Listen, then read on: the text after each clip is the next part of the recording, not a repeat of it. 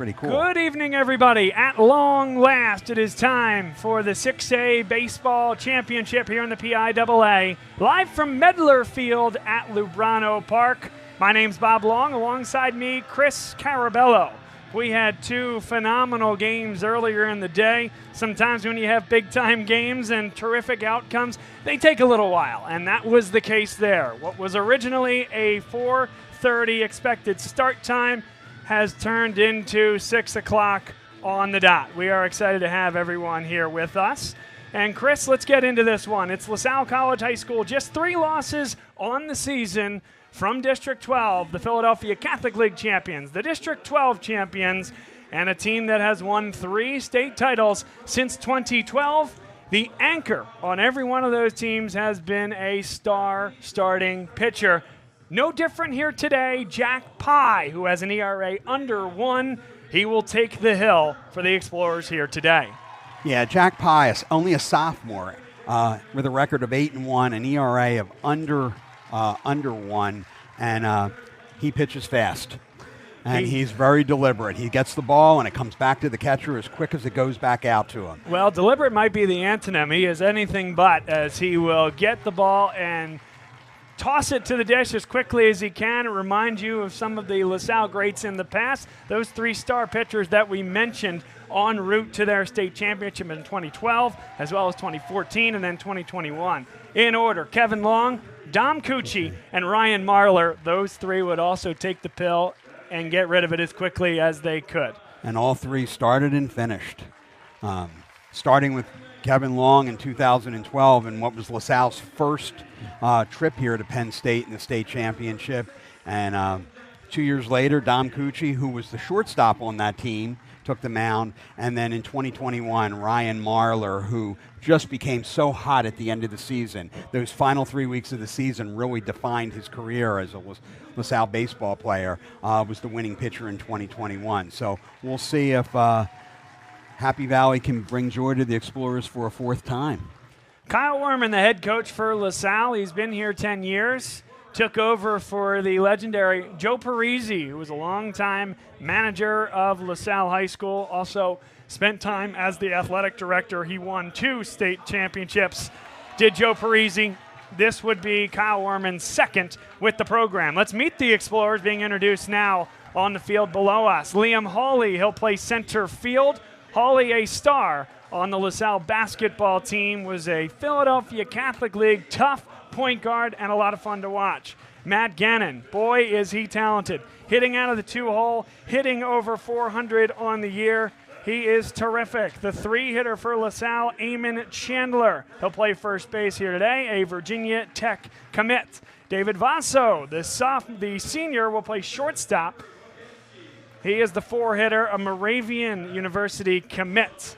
Kevin Schmidt is a senior catcher. He'll play at Dickinson next year, a team leader, really good at-bats, and steady behind the dish. Frank Provenzano. Provenzano will play his baseball at Holy Family next year. He's a backup catcher as well as what he'll do today, which is the designated hitter. Andrew Bagansky, Jr., he'll play 3rd here today. A Marist commit, and his brother Connor was a pitcher on the 2021 state championship team. Antonio Astolfi, the senior, plays left field. His brother Nick was a catcher on the 2021 state title team. Casey Neal, the right fielder, a senior, scored the game-winning run against Downingtown East in a state quarterfinal that we'll get into over the course of the contest. He'll come up here next year and attend Penn State University.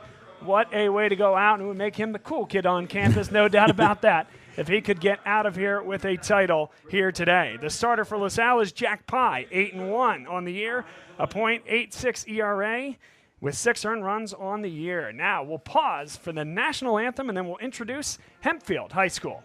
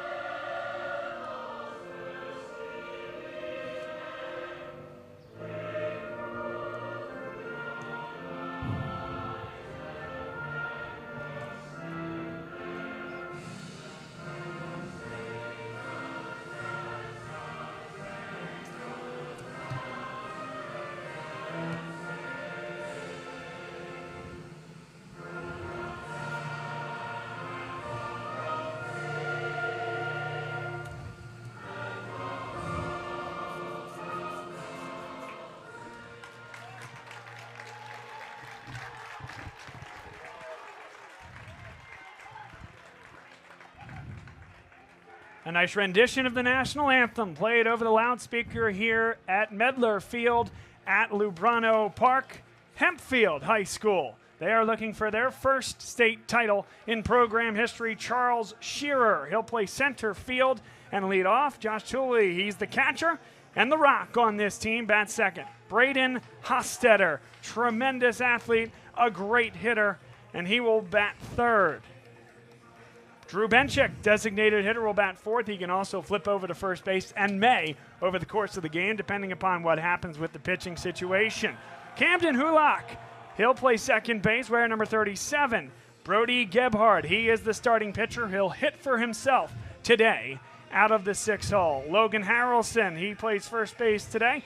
Dylan Jackson, number 5. He also may come on in relief if needed. And Logan Doherty, he is the shortstop, batting 9th. LaSalle, the home team on the scoreboard here today. And here comes Jack Pye as he jaunts from the dugout. And a slow trot now to the mound as he gets ready for his warm-up tosses.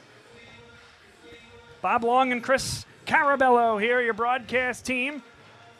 This is Bob Long Sports, an audio-only broadcast as per PIAA regulations. So thrilled, though, that we're able to be here. And, in fact, the well-known TV partner of the PIAA, they have to make a decision every year. In fact, they do it on a rotating basis. Softball is happening at exactly the same time, and so only one can go on that television network. This year, softball gets the priority, and so if you want to access this game, Bob Long Sports is the way to do it. Let's go around the diamond here for LaSalle. Kevin Schmidt behind the dish, catching for Jack Pye. Eamon Chandler, number 14 at first, Matt Gannon at second. Andrew Bagansky plays third with David Vasso deep in the hole at short. Antonio Astolfi in left field, Liam Hawley in center, and Casey Nealon in right. And you mentioned Liam Hawley, a stalwart on the LaSalle basketball team this year. He was left-handed point guard, did a tremendous job, actually tied the Catholic League record for assists in a game against Devon Prep with 17 assists. He just was a tremendous fit on that Explorer basketball team this year under first-year head coach Ryan Ansell. Charles Shearer will play baseball at Elizabethtown next year, a senior right-handed hitter who digs in. Infield straight away as Pye comes to the dish just outside. A ball for ball 1. Our umpires today are Mike Menser, Tom Beck, Kevin Pollock, and Anthony Pareca. A bouncer to second base. Over to get it is Gannon. Over to first in time. Chandler there to hold the bag. And on 2 pitches, Charles Shearer goes down. One away for Jack Pye. LaSalle dressed in white here today. Tops and bottoms with the navy blue caps. Hempfield, they're going to go with the gray pants. It is a red top and black hats and helmets. And a quick word from Shearer to the second hitter, Josh Tooley. Already saw something perhaps on Pye and trying to exude just a little bit of that information to Tooley as he steps in. A curveball is in there for strike number 1. Started at the inside corner, ended up at the belt. Wonder if he said something, too, about him rushing him. Swung on and missed, strike 2. He waved at another off-speed pitch. One thing that we know about Kyle Werman, he leaves no stone unturned when it comes to film study, when it comes to picking up tendencies of the opposition. 2 fastballs to Shearer, and now 3 straight as Tooley bounces it up the middle. Another one for Gannon. Behind second and fires to first in time. 2 down here in the top of the first. So you see that there. 2 straight fastballs to the leadoff hitter, Shearer. That was now the 3rd straight off-speed pitch. And that ball was hit right up the middle, yet Gannon was perfectly positioned. Yeah, perhaps had the scouting report on Josh Tooley. Pye not wasting any pitches there. 2 outs in the inning, and now to the dish. Steps up number 6, Braden Hostetter. He plays left field. And from the left side of the plate stands in. A fastball just missed, maybe perhaps low, and off the outside corner. 1 ball, no strikes. Infield is shaded certainly towards the first base side. That one finds the inside corner, a fastball for strike number 1. In fact, unlike Major League Baseball, High School has no shift rules, and so the shortstop for LaSalle, David Vazzo, on the second base side of second base. A wave and a miss from Hostetter on the 1-1 pitch. It's a ball and 2 strikes. Yeah, third baseman Bagansky is standing right where the shortstop would normally be. The left field line wide open. 2 balls and 2 strikes as a fastball was high and wide on the kick and deal from Jack Pye.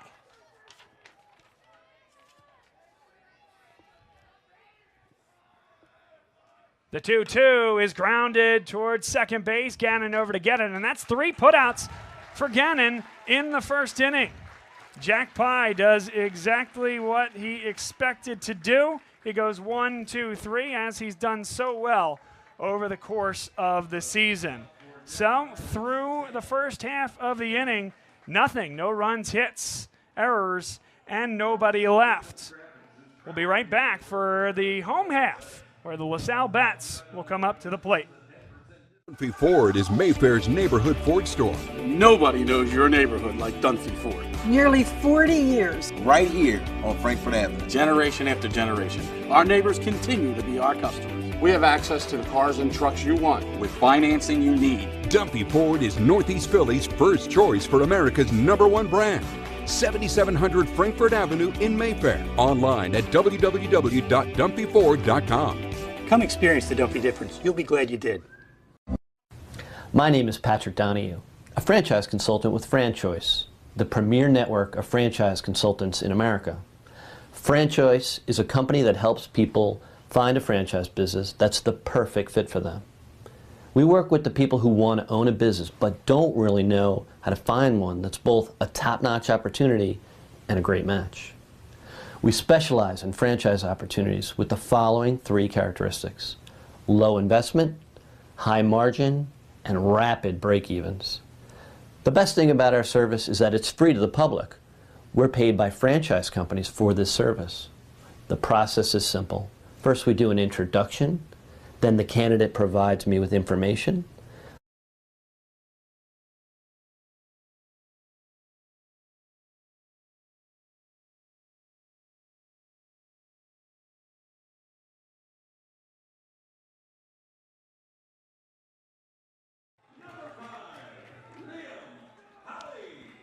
Here is Liam Hawley, the leadoff hitter for LaSalle, standing on the left-hand side of the dish.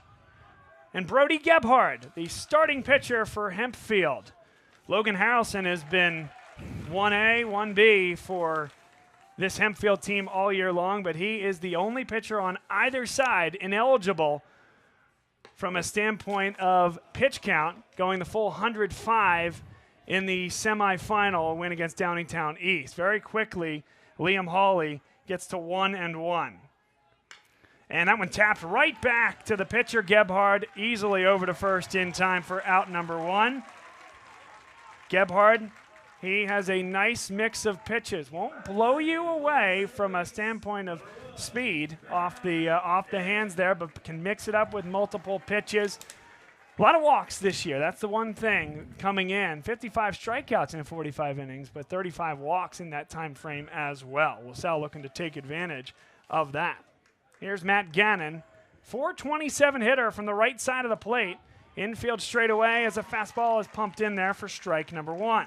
Yeah, Gannon, the best hitter on the Explorers, their top batting average. Here's the 0-1 pitch. A curveball is lifted to center field. Charles Shearer with 3 steps to his right and makes the play for out number 2. About medium depth there for Shearer. Going around the outfield, 320 to the right field corner. All the way out to center field, 399, but it does get to 410 in that left field nook. And across to 325 in the left field corner. This is an exact replica of PNC Park in Pittsburgh from a dimension standpoint. I did not know that. Kyle Werman will take his time out this inning.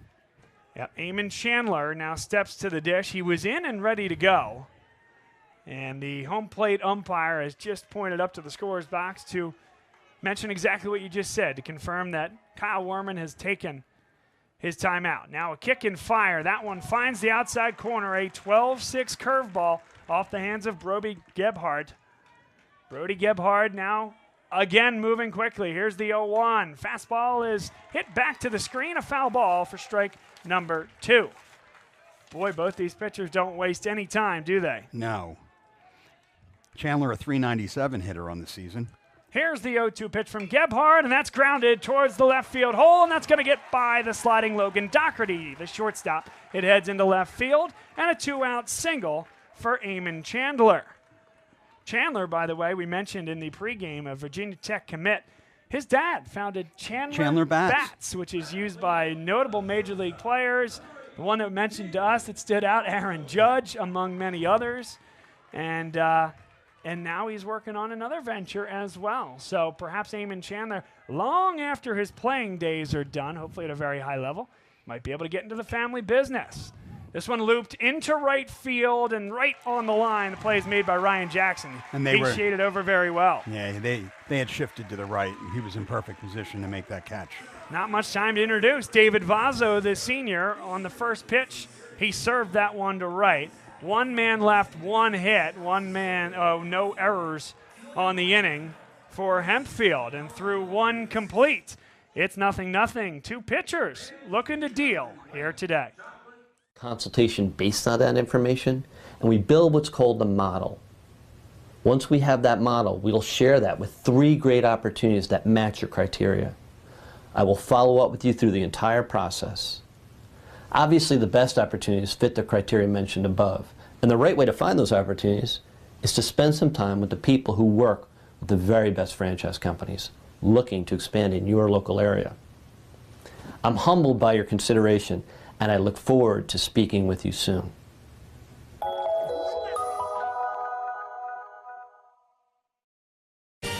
They said it couldn't be done, but somehow CCM was able to close this home in just 21 days. Carl, how'd you pull this off? Oh, hard work, dedication, grinding. Were you ever worried? Well, you know, Chloe, they pinned us in deep in the second bedroom, inspection issues, but we regrouped. Knew there was still a lot in play.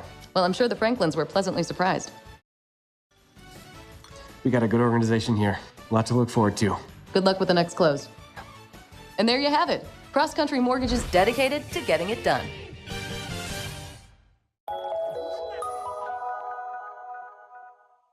So, it's time for your business to renew your lease. Or perhaps you're right-sizing or relocating. This can...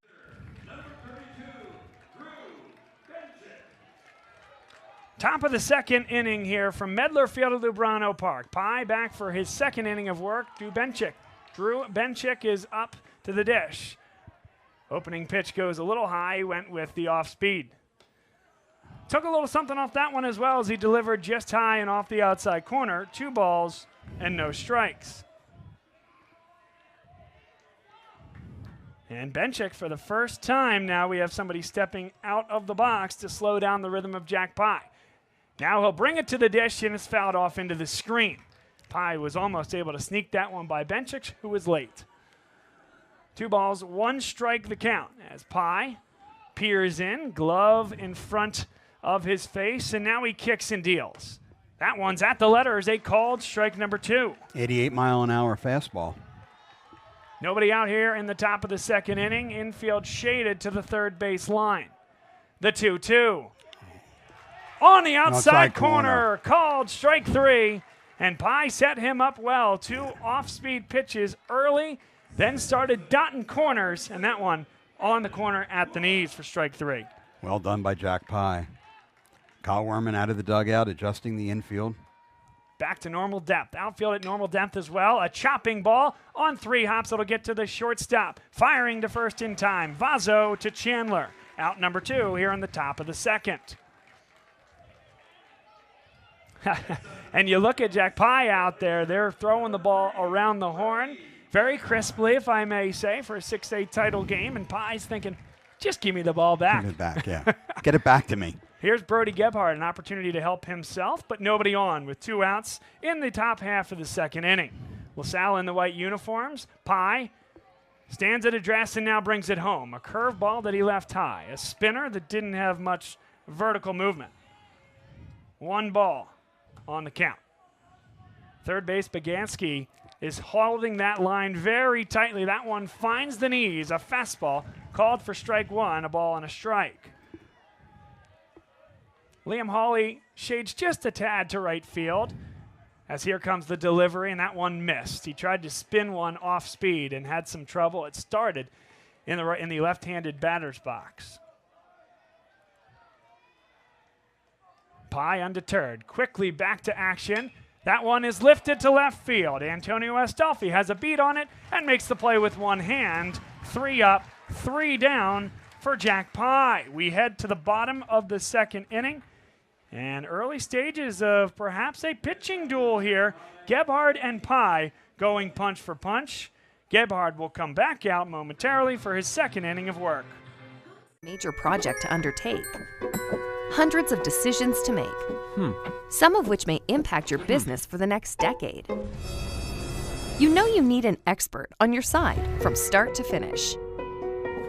What if this expert had no conflicts of interest, no landlords to answer to, and a fiduciary responsibility to work solely in your best interest? Someone who knows the questions to ask, the levers to pull, the pitfalls to avoid.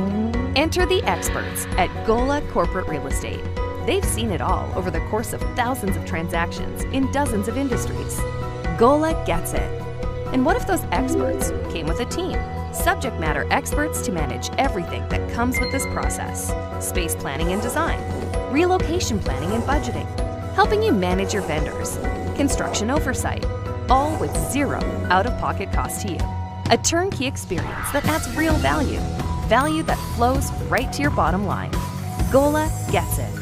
We've been partnering with clients like you for over 40 years, and we know what's important: solving problems, creating flexibility, protecting and stretching your dollars. Philadelphia-based with a national presence. Get to know Gola. Gola gets it.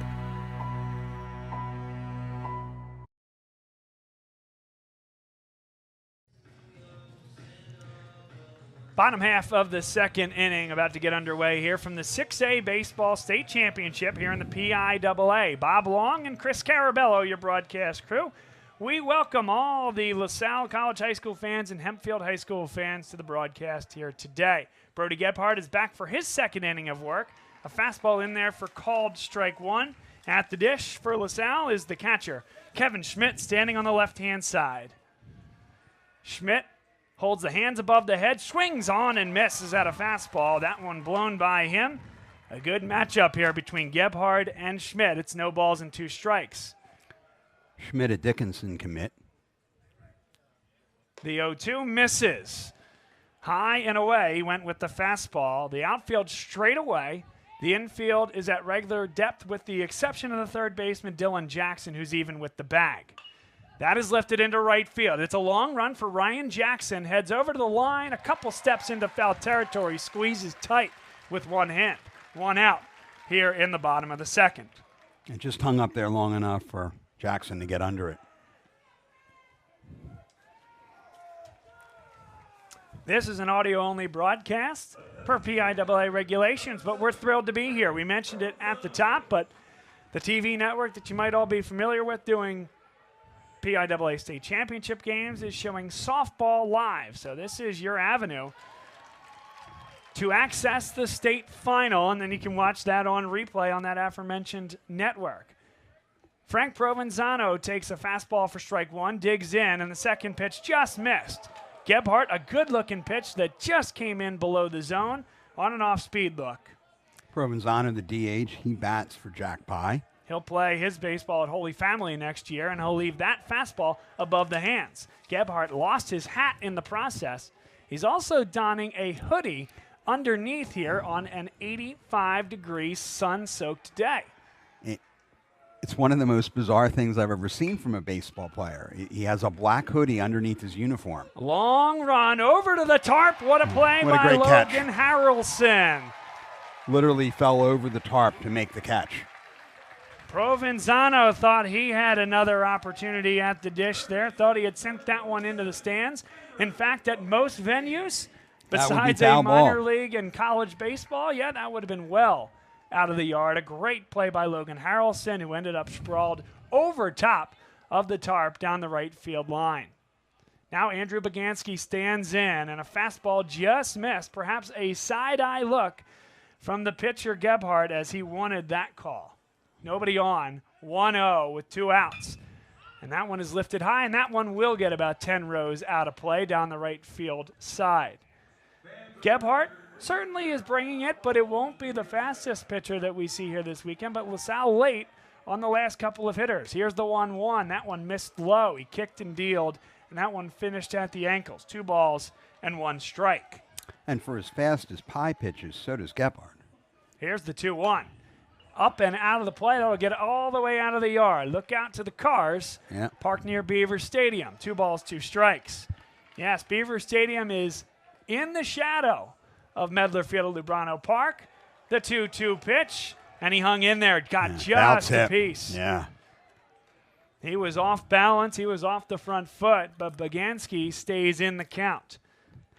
Our listeners can't benefit from our view. It is a heck of a view. Yeah. Here's the 2-2 with 2 away and nobody on. Ooh. That one was a spinner that came very, very close to the knees. Perhaps the call was low. It's a full count, and the Hempfield fans start to chirp. Here is the full count delivery. Up the middle on 3 hops over to get it to shortstop Doherty with a crow hop and a nice throw to first in time to retire Andrew Baganski. So nobody left.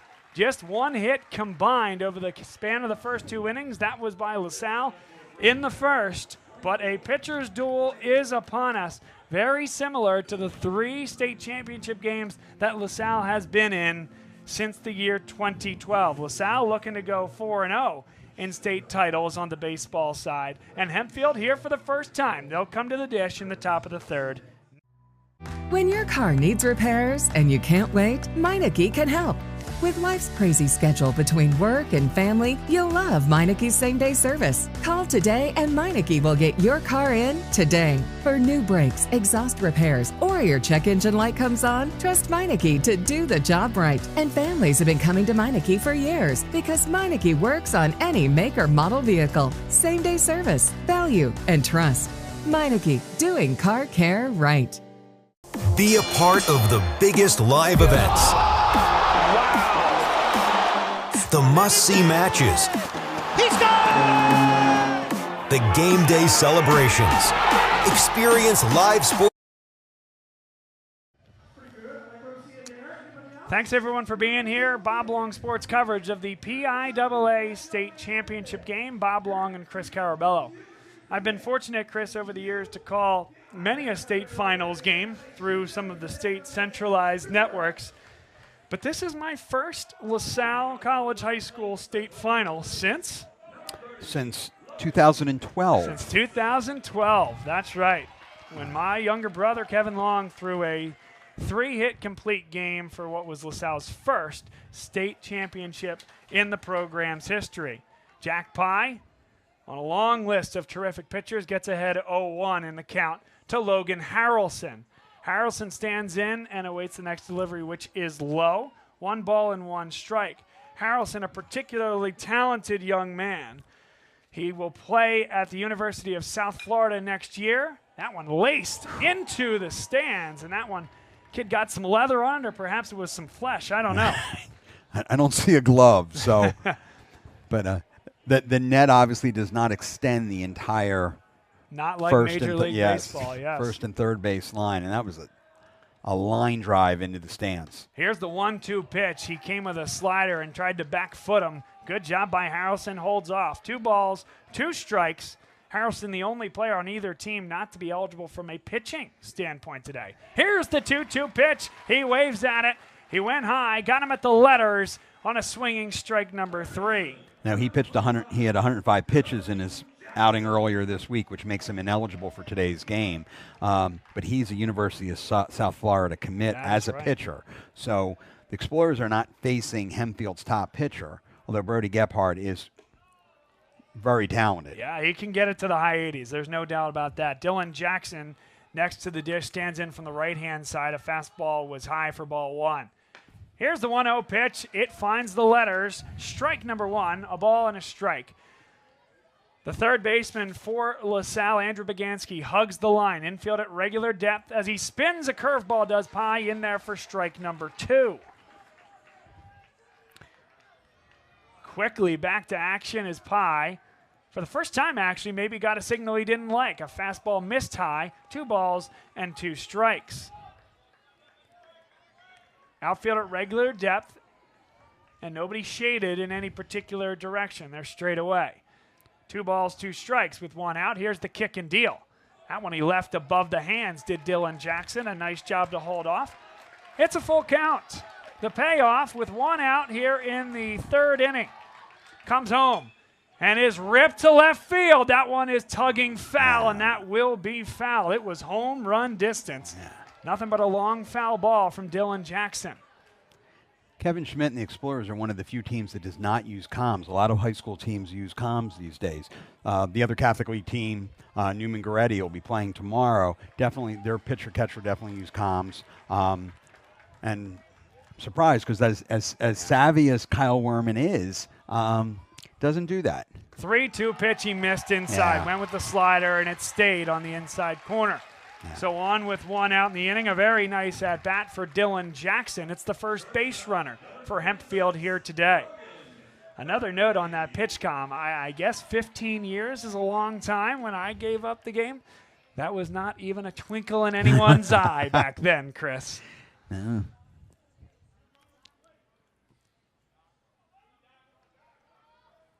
I noticed when I did a number of the public, as the public address announcer, a number of the District 12 games, a number of the teams used it. First time Jack Pye goes to the stretch. Logan Doherty steps in and takes a pitch high, just above the letters for ball number 1. And Kevin Schmidt, the catcher for the Explorers, has quite an arm. Will they test him? Not much of a lead. Here's the 1-0, and again, Pye misses high. First couple of pitches on the day, as we mentioned, that he's gone to the stretch, and got to make sure you're finishing over that front leg, the plant leg.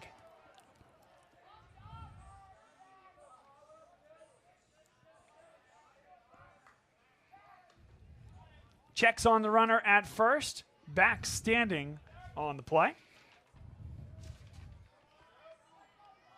Doherty, the sophomore, takes another innocuous lead. Pye checks twice, now brings it home, and again misses high. 3 balls, no strikes with 1 out here in the top of the 3rd inning. First base runner of the day, still just 1 hit combined amongst these 2 teams. Outfield at regular depth, maybe Liam Hawley even a shade or 2 in. Third baseman comes up. Andrew Bagansky and Eamon Chandler, the first baseman, holds the runner on first. Doherty looking to bunt. Yeah, I think that's He's just a pull fake it. bunt. Yeah, I think he's going to pull the bat back. And he missed high. That's 4 straight fastballs that all missed high for the starting pitcher for LaSalle, Jack Pye. Pye, by the way, in the first round game of the state playoffs against Plymouth Whitemarsh, when he was going through about 4 or 5 innings, Kyle Werman, who now is going to call time and go out to visit with Jack Pye, he'll have a conversation at the Hill. Kyle Werman, the head coach, just had a decision to make. Does he stick with Jack Pye? That would mean he would not be able to pitch in the quarterfinals on a Thursday. He decided, you know what? He was getting into his groove the closer he got to that 75 pitch mark where you can still pitch on 2 days rest. And so, you know what? He left him out there, trusted the depth of the pitchers that he had. And here's the craziest stat that I've heard. Kyle Werman in his 10 years can count 4 times and 4 times only when he sent a pitcher the distance. 105 pitches in 10 years. And that was the first time in a long time, and certainly with Jack Pye, that he had done that.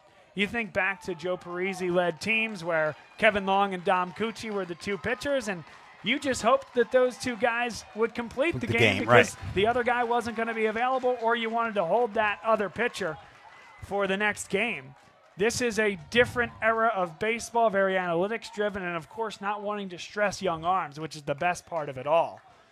But that is so interesting because then it rained on Thursday. The game got pushed to Friday. Jack Pye threw in that game. and so had an opportunity to come back and pitch that game only because of that rain. The rain. A 15-inning classic, 1-0. They beat Downingtown East that 15 innings. Where he threw a no-hitter through 6 1/3. Gave up his first hit with 1 out in the 6th. And then that was the end of the day for him. Kahanowitz came in. Walks can kill you, particularly to the 8 and 9 hitter. Charles Shearer with a 1-0 count stands in, faking the bunt. Pulls it back, and a curveball finds the inside corner. A nice job there by Jack Pye. Perhaps Shearer may sit on that curveball now. He's missed on 6 straight fastballs, Chris. And the curveball was the only one, at least recently, that was able to find the zone. 1-1 with 1 out and 2 men on.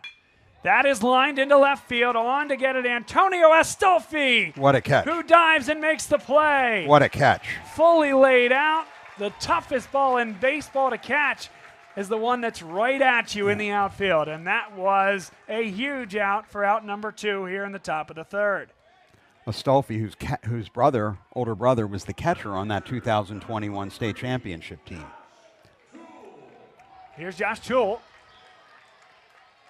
2 outs in the inning, 2 men on, and a big second out for LaSalle.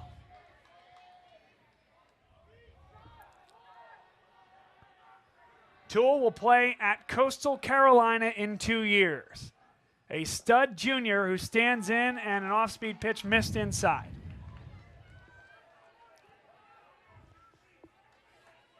The left fielder, Astolfi, is playing about as deep as you can. No doubles defense. Left and right are straight away for LaSalle. Andrew Bagansky also playing no doubles defense on the left-hand side at third base, hugging the line. He doesn't want anything to beat him to his right and inside the chalk. Vazo's on the grass.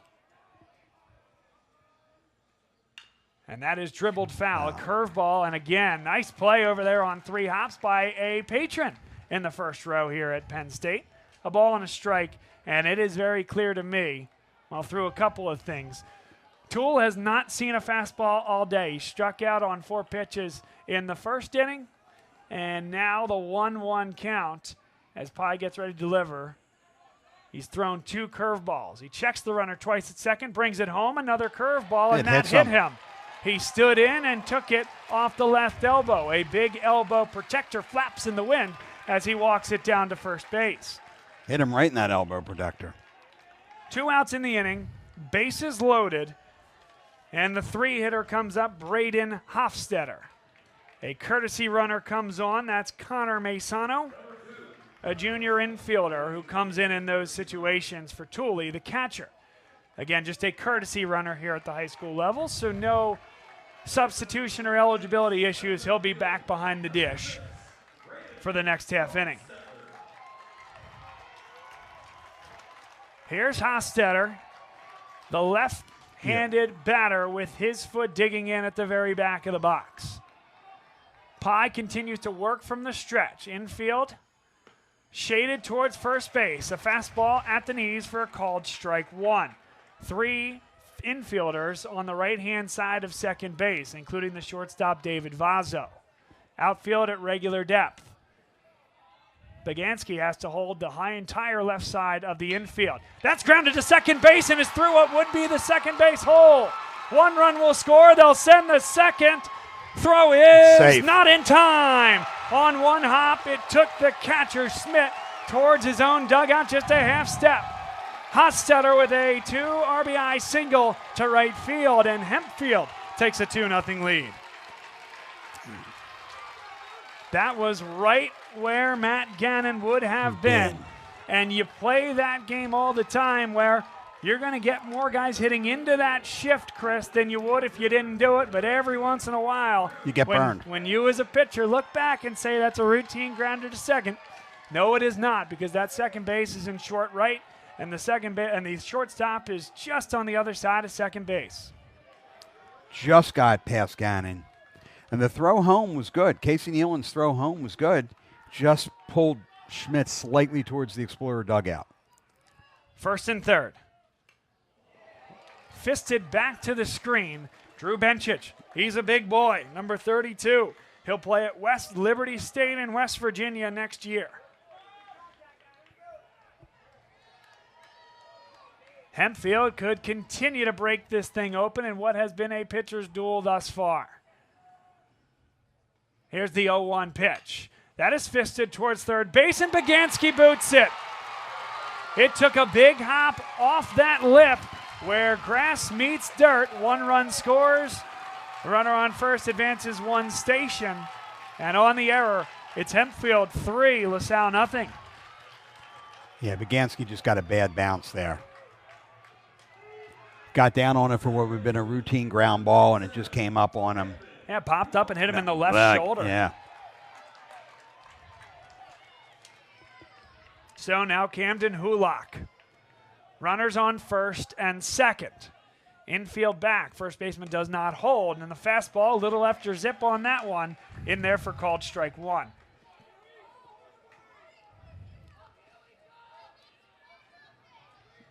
Nobody throwing in that LaSalle bullpen yet, but a couple of guys doing a couple wind sprints from side to side, some stretching going on down there. It could be Cole Kahanowitz, a senior who has been the closer for LaSalle for all 4 years he's been on campus. Here's the 0-1 pitch here to Hulock. Swung on and missed, and Hulock was well behind that fastball. The walks hurt Pie. 2 walks, a hit batter. Yep, 2 walks scored and then an error scored in this top half of the third. 0-2 with 2 outs. Kicks and deals, and he just missed. It was a half ball outside on the outside corner at the letters to Hulock. A ball and 2 strikes. And as you said, the shift worked against the Explorers there. It giveth and it taketh away at times. You just never know. You give yourself the best chance you can. Here is the 1-2 pitch. That one's on the outside corner. Called strike 3. And 3 runs in the inning for Hempfield. Jack Pye able to get out of it without more damage than that. But gut punch number 1 has come at the hands of Hempfield High School. We'll head to the bottom half of the third here on Bob Long Sports. Entertainment the way they're meant to be seen.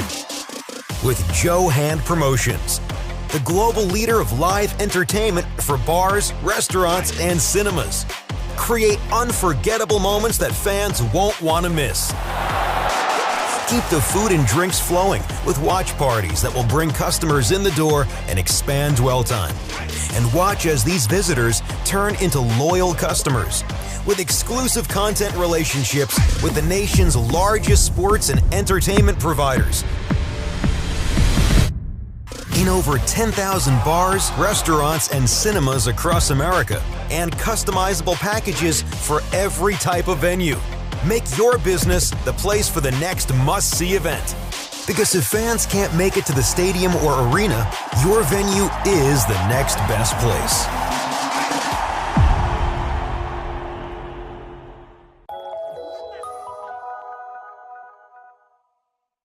What does this win mean? Been with the family for a long time.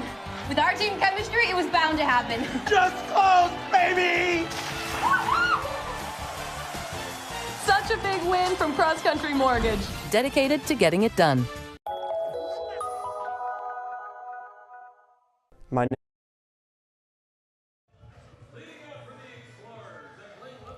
Well, Sal back to the plate for their third at-bat here in the bottom of the third inning. Brody Gebhardt continuing strong. Through 2 innings, he's given up just the 1 hit. Well, Sal, by the way, gave up just the 1 hit. 3 runs scored by Hempfield. Astolfi was way behind that one. A fastball nearly touched 90 there from Gebhardt. Astolfi made the nice catch in left field, top part of this inning. The 0-1 pitch is ripped down the right field line. It turns foul. Just foul. That'll get all the way to the 320 mark, and so the right fielder has to go back and get it. Ryan Jackson, who's made 2 putouts out there, and has done a nice job roving a cavernous right field and really the outfield as a whole here at Penn State. And Jackson is really playing close to the right field line. There's a big gap between right and center. The 0-2 pitch, a curve ball that he hung in there, did Astolfi. Able to send it back behind the screen. All the weight was on the front foot, did a good job hanging back. Here's the 0-2. Swung on and missed, strike 3. A backdoor slider ends up in the dirt That's a heck of a pitch by Brody Gebhardt. 1 out in the bottom of the third. Yeah, 72-mile-an-hour slider that Astolfi missed by a mile. Here comes Casey Nealon. Nealon, the 9-hitter for this LaSalle team. A guy that Kyle Werman just couldn't get out of the lineup. Nobody came out and really took that spot in right field. Ripped towards second base on 3 hops. No problem there for Camden Hulak. It's a 1-2-3 inning. Just like that. No. Oh, I beg your pardon. 2 outs. Yep. 2 outs. Hawley Tell you still. what, there is a guy that they call at Wrigley Field Quick Rick, and he is the scoreboard guy. You'll remember back in the day, Milton Bradley caught a ball and looked up at the scoreboard, saw 2 outs. He looked immediately at that scoreboard. He tosses it up into the right field stands at Wrigley Field because he said, great, that was the 3rd out of the inning. Now, like me, Milton Bradley should have been paying better attention than he was. Because there were runners on base. That's right, there were. But Quick Rick was quick enough to put it up onto that big board there that Milton got it wrong, and so did I. So 1-1 count here. As the first one was in there for a strike, the second one was in there for ball number 1 to the leadoff hitter, Liam Hawley. A fastball just missed low, 2 balls and 1 strike. Third baseman Dylan Jackson is even with the bag. Shortstop has a foot on the outfield grass. That's Logan Doherty. Hawley stands in and takes a knee-high fastball on the inside corner for strike number 2. Logan Harrelson hugs the line, as does the right fielder Ryan Jackson. Swung on and missed, strike 3 on the 2-2. And Brody Gebhardt is feeling it here today from Penn State. We've also entered the shadow portion of the day, where the shadow is extended in between the pitcher's mound and home plate. So the starting pitcher will release the ball from the sunshine. It's going to head into the darkness, and that makes it very, very difficult for these hitters.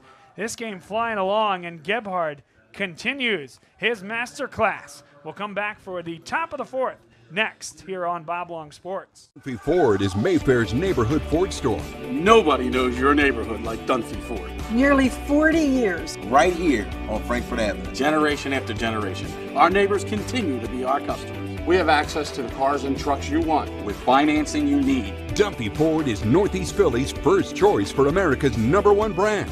7700 Frankfurt Avenue in Mayfair. Online at www.dumpyford.com. Come experience the Dunphy difference. You'll be glad you did.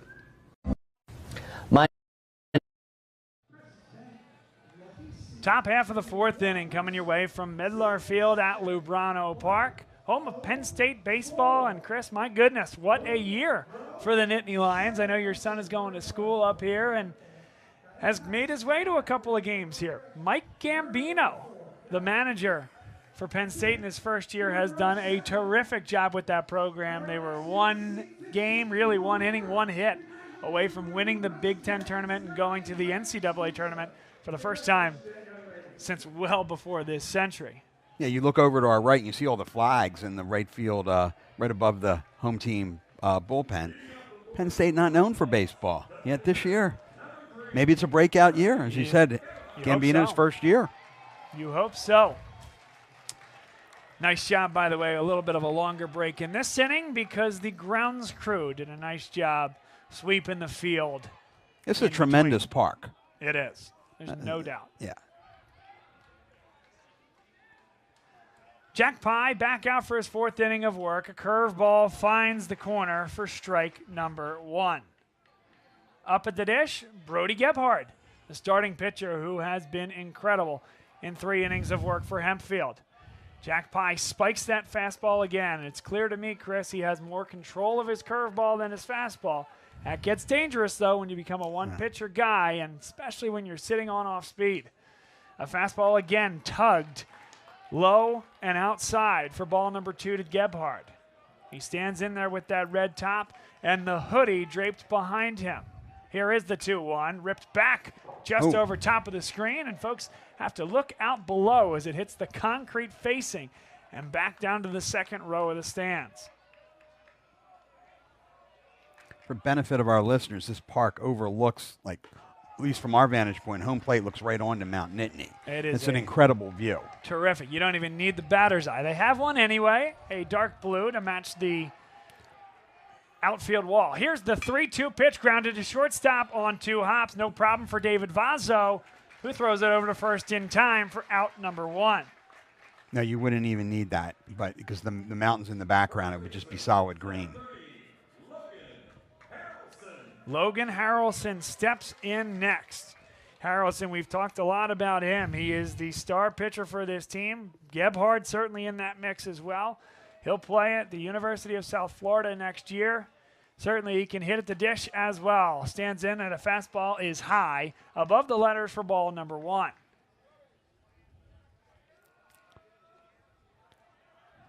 Infield shaded just a shade towards first, and it's bounced towards Gannon, who comes up to get it. Underhands it to first well in time for out number 2. This is exactly the type of inning that if you're a LaSalle fan you want from Jack Pye. Keep that pitch count under wraps, and more importantly, Chris, get back in a rhythm. And his control was much better right now. It is 3-0 Hempfield. All 3 scored in that top of the 3rd inning. Here's Dylan Jackson, stands in. Off-speed pitch catches the corner at the letters for strike number 1. Yeah, both teams only with 1 hit. Fortunately, the hit batter, 2 walks, an error cost the Explorers. That's right. The hit batter scored, the 2 walks scored, and the hit batter, when he scored the 3rd run, that was on an error. Here's the 1-1 pitch, is ripped into left field. That'll get down. On 2 hops, Antonio Estolfi on to get it. But it lands a humpback liner dead in between David Vazzo and Antonio Estolfi. 1 man on with 2 outs here for Hempfield High School. Second hit of the game for the Black Knights. And Logan Doherty has a lot more on his mind than this, but if nothing else, short of a pickoff, Doherty, the 9-hitter, Hempfield will be able to turn over their lineup heading into the top of the 5th inning. We sit here in the 4th.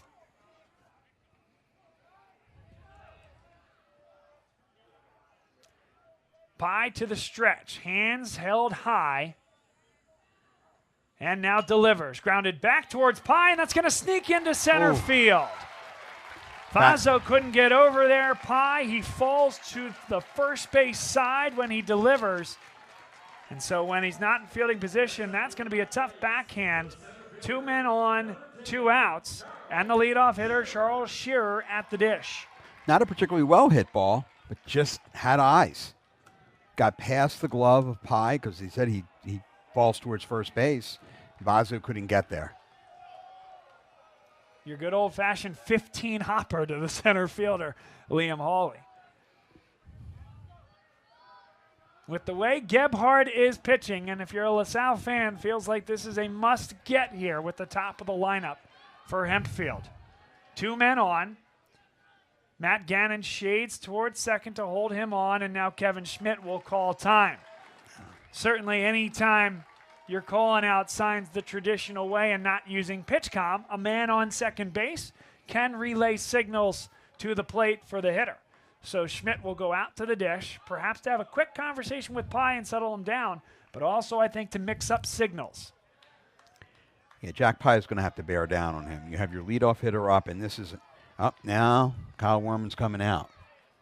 And perhaps it wasn't to change signals, but to give the relief pitcher just a little bit more time to get another toss. I look down to the bullpen and I see Cole Kahanowitz hot and ready to go. And he is coming out. The bullpen door is open. A quick slap of the glove with his bullpen catcher. One of the assistants for LaSalle is down there. A long conversation with Kyle Werman. There is that signal. A point with the right hand. And the index finger of Kyle Werman to the right field bullpen. And here comes Cole Kahanowitz on to take over for Jack Pye. The book is not yet closed on Jack Pye, but at this point, he's thrown 3 2/3 innings. He's given up 3 runs. 2 of them were earned, and he is responsible for the men on base. Yeah, Kahanowitz is going to have to get out of this jam. And let's look at the pitching statistics for Cole Kahanowitz. 34 2/3 innings pitched on the year for the senior. He is 3-0 with a 1.82 ERA. He actually has started 3 games. He did that earlier in the year, Chris. But with knowing that you're getting to this point in the year, they felt he was better in shorter stints and in high leverage situations. Coming out of the bullpen, he's given up just 9 earned runs, 36 strikeouts in those 34 2/3 innings with 13 walks. In his last appearance in the 15-inning game against Downingtown East, though, he came in with a runner on first in the 6th inning, and if I'm not mistaken, he went 6 innings, or at least went 5 innings. Sure. Well, when you're playing that many innings, you don't have much of a choice. You got to unload the stable at that point, and that is what LaSalle did. We pitched it a little bit, and we teased it earlier in terms of Jack Pye and being able to come back and start that game against Downingtown West, the #1 team out of District 1. A quarterfinal game on Friday because of the rainout from Thursday to Friday. And then, of course, this game being on a Thursday, they had to manage their starters and certainly their relievers in the state semifinal against Hazleton. You think back to the 2021 team, which, by the way, a very senior-laden team here for LaSalle. Almost all of these guys were involved with the program at that point, some of them on the varsity roster like Cole Kahanowitz. Yeah. Pitched a lot of important innings down the stretch there. But you think about that team and Ryan Marler, who was a terrific pitcher, no doubt about it, Chris, until he got to the state playoffs, where he became one of the all-time greats at LaSalle. You think of him now the way you think of a Kevin Long, a Dom Cucci, state champion winning pitchers that went the distance in those games. Matt Zielinski, who didn't have the opportunity to win a state championship because LaSalle was not in the PIAA, but some terrific pitchers there in LaSalle's history and a lot that I've missed. Marler went with the Monday semifinal to Thursday final split. The only reason he was able to pitch that game is because, hey, he did go the full distance against North Penn, yeah. But he threw 74 pitches en route to that complete game, which meant he only needed to throw with 2 days rest. He could come back for Thursday and threw a 1-run complete game. But back to this one, Cole Kahanowitz with Charles Shearer, or beg your pardon, is it still Shearer? Yes, Charles Shearer, yeah. The 0-1 now as Kahanowitz pumped that one in. And if you remember that 21 game, Andrew Bagansky's brother, Connor, and Kahanowitz were up in the bullpen the entire time, and Werman stayed with Marler. Here's the 0-1 pitch. Took a little off that one. It looped just above the letters for ball number 1. So Hempfield not only turns over the lineup there, get their #1 hitter on with 2 men on base, 1 in scoring position. 1-1 the count with 2 outs here in the top of the 4th inning. Bagansky hugs the line at third. Rest of the infield is straight away. The 1-1 pitch just missed high, perhaps at the letters or a shade above. 2 balls and 1 strike. Kahanowitz will be going to Lehigh next year to pitch. Kahanowitz really comes with that over-the-top delivery. Cocks back and throws that way over the top. Has a really nice 12-6 curveball. This a 2-1 count as he checks twice and now brings it home. That was a 58-foot curveball, spiked into the dirt. Schmidt, a really nice stop. Kept it in front of him. 3 Runners balls couldn't advance. And 1 strike. So the bugaboo for LaSalle, they really haven't had one. Just 3 losses on the year, won the league, won the district. Haven't had many walks.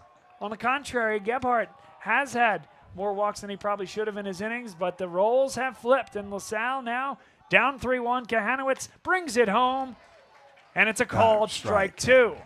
Bit of a delay from the home plate umpire. The batter knew it. It was an audible call, and then a little delay for the right arm to signal. 3 balls, 2 strikes, 2 outs, 2 men on base. They will be off on the pitch. Kahanowitz in the stretch. Kicks the leg and deals. And that is ball number 4, again in the dirt. A 58-foot curveball again that bounces before the dish. It'll be bases loaded for the man that's heading to Coastal Carolina in 2 years, Josh Tooley.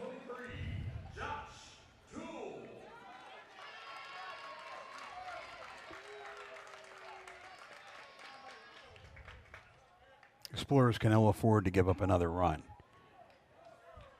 Kahanowitz is going to have to find a way to get Tooley.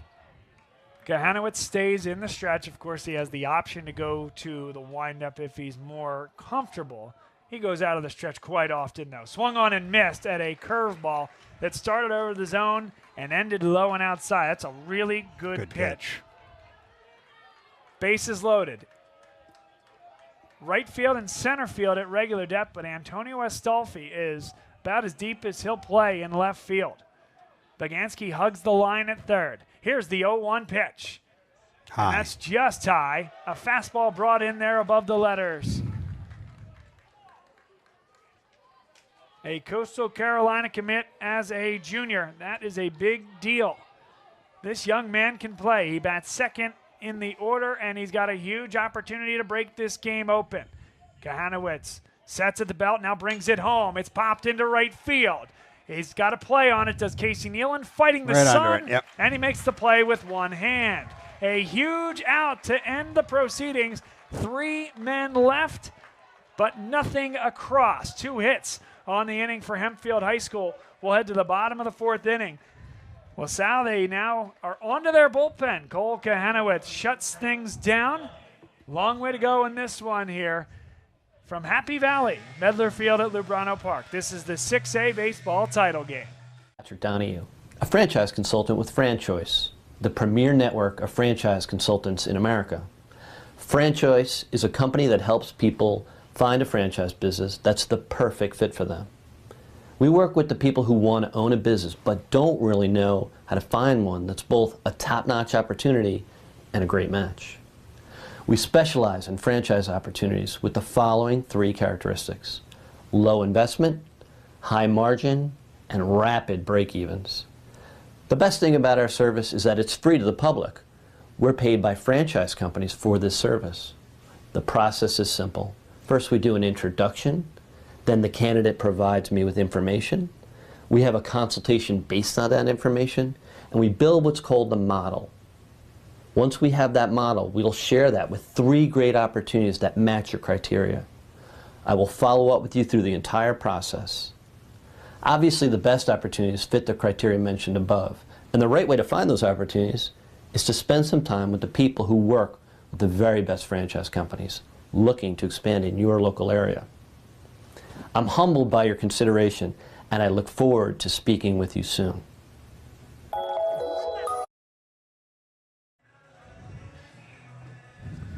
Bottom of the 4th coming your way. Hempfield High School from District 3. This is a team that lost 3 times this year to Manheim Township, including in the league final. Also had a real shot early in section playoffs to be eliminated by Penn Manor. There was a play at the plate that a certain good media friend of mine who covers things out there, we won't betray him, said, I don't know if the umpire got that call right.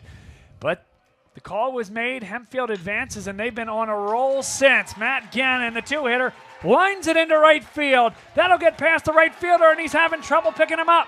Gannon puts on the brakes at second. I think he had every opportunity to go to third. To get the third. He kind of came up a little limp there as he was heading to second. You know, he kind of was just cruising where perhaps you could get there. But, Chris, you never make the first or the third out at third base. Never quite understood that because go right ahead and make the second, but but LaSalle is in business. They need runners. They need runs, but they need the runners to start. Eamon Chandler now up. Nobody out in the inning. Eamon Chandler, the left-handed hitter, stands in a curveball, finds the outside corner. That wrapped its way around the zone like a boomerang. Nicely done from Brody Gebhardt, who continues into the bottom of the 4th.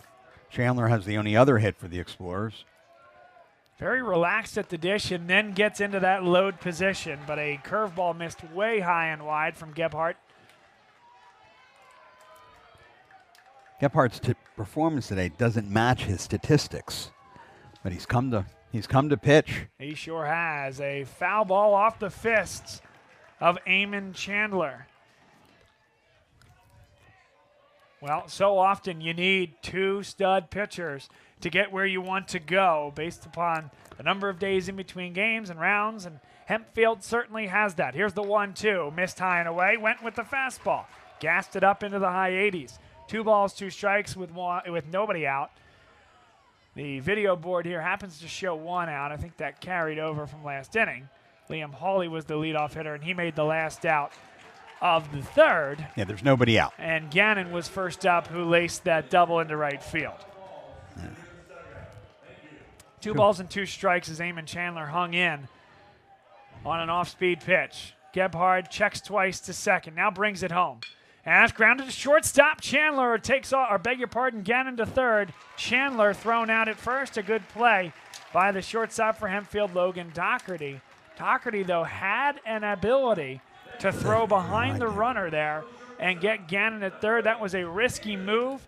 LaSalle fans will remember Jimmy Herron, then a freshman back in 2012, make a dart for third on a ball hit to his right. As a runner at second base, you're always told not to do that. But Council Rock North shortstop elected to go to third. There was a bobble on the play. He got to third, and that was a big-time play in that one. David Vazzo fouls one off. No balls and 1 strike. But you think about that, and perhaps another tone setter here, history repeating itself for this LaSalle baseball program. Gannon to third with 1 out in the inning. And a big stop behind the dish for Josh Tooley. Another one of those short of 60-foot off-speed pitches there, and it has to keep Matt Gannon at third. Yeah, 72-mile-an-hour changeup. The 0-1 is waved at and missed. Beg your pardon, the 1-1. Now it's 1 ball and 2 strikes. That was an 87-mile-an-hour fastball. Vazzo, you got to put it in play. Corners are up. The middle infield is back, but he cannot put it in play. Swung on and missed for strike 2. That's 89 from Brody Gebhard. And a huge out. They were conceding the run on a ground ball up the middle, Chris. And any ball hit to the outfield. Vazzo just needed to get his bat on the ball. So now Kevin Schmidt, huge spot for him, drills it down the right field line, but it is foul. Hits that tarp and bounces back into right field, so we have a stoppage for Ryan Jackson, who's been busy both with balls in play and foul balls like that. They'll replace the ball, and Gebhardt is ready to get back to it. 2 feet on the mound. The set is up by his chin. Here is the 0-1 pitch. Misses high. That sun, by the way, is almost fully past the mound, but still just a little bit of sun to shade for these hitters to contend with. Swung on and missed. He had trouble seeing that one. Did Kevin Schmidt. Schmidt now 2 strikes on him with 2 outs in the inning, a man on third. 3-0. Hempfield leads in the bottom of the 4th inning. Yeah, the pitcher's slightly in the sun. Here's the 0-2, and he hit him. So Kevin Schmidt will head to first base. That's a good result if you're a LaSalle High School fan. It was 0-2. And now with 2 runners on, let's see, does LaSalle stress the situation? They are going to bring a pinch runner. Yeah, Jake McNesby's going to come in and run as a courtesy runner for Kevin Schmidt. For folks new to high school baseball, we saw that in the last half inning as well, where the catcher Josh Tooley, it is a courtesy runner. There is no official substitution in the scorebook. You don't need to re-enter that catcher into the game. And that courtesy runner is eligible to run again. McNesby took 1 step towards second as a high fastball was squeezed a little snow cone style by Tooley. Keeps the runner at third, and of course the runner McNesby stays at first. Be curious to see if McNesby tries to draw a throw to second. And what does Hempfield do at that point? A fastball finds the corner. Frank Provenzano back up to the plate for his second at-bat. He did not like that call one bit. It's a 1-1 count with 2 outs here in the bottom of the 4th inning. Runners on first and third for LaSalle. Provenzano asks for time, and now a bit of gamesmanship on the LaSalle side. Gebhardt, much like the starter Pie, likes to work very quickly. Shortstop cheats towards second base. Second baseman at regular depth. And it's thrown away. That will get a run home. That's going to get a run home, and McNesby is thinking about taking off for third. Takes a big turn at second, but will stay right there. Tooley couldn't keep that one in front of him, and LaSalle is on the board. 3-1, and really the first unforced error by Hempfield all afternoon. It puts the speedy Jake McNesby into scoring position. A 2-1 count to Frank Provenzano. And really the first really bad pitch by Brody Gebhardt. Provenzano lifts one back up towards us and nearly hits the patron in the box next to us. In fact, that is a former LaSalle baseball dad that we know very, very well, by the way, who's taken some video for the LaSalle team for after the fact. Oh, my goodness. It was a fastball that was a good ball or two off, but Josh Tooley points at the pitcher, starts going to the dugout, and shows up the home plate umpire. We'll see if he gets the next 50-50 call. Yeah. Here's the 3-2 with 2 outs. Doesn't have to. And missed.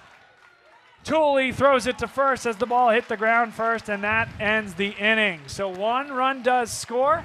A little bit of conversation between Gebhardt and the home plate umpire coming off the field. Sure hope for his sake it was to say, hey, where was that? And I'm sorry for showing you up. But nonetheless, he gets out of it through 4 complete. It is 3-1 Hempfield. We got a good one here from State College. Stay with us. They said it couldn't be done, but somehow CCM was able to close this home in just 21 days. Carl, how'd you pull this off? Oh, hard work, dedication, grinding. Were you ever worried? Well, you know, Chloe, they pinned us in deep in the second bedroom, inspection issues, but we regrouped. Knew there was still a lot in play. Well, I'm sure the Franklins were pleasantly surprised. We got a good organization here. A lot to look forward to. Good luck with the next close. And there you have it. Cross Country Mortgage is dedicated to getting it done.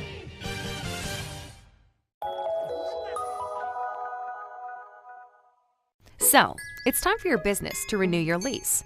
Or perhaps you're right-sizing or relocating. This can be an exciting time, but it's also a major project to undertake. Hundreds of decisions to make, some of which may impact your business for the next decade. You know you need an expert on your side from start to finish. What if this expert had no conflicts of interest, no landlords to answer to, and a fiduciary responsibility to work solely in your best interest? Someone who knows the questions to ask, the levers to pull, the pitfalls to avoid. Enter the experts at Gola Corporate Real Estate. They've seen it all over the course of thousands of transactions in dozens of industries. Gola gets it. And what if those experts came with a team? Subject matter experts to manage everything that comes with this process. Space planning and design, relocation planning and budgeting, helping you manage your vendors, construction oversight, all with zero out-of-pocket cost to you.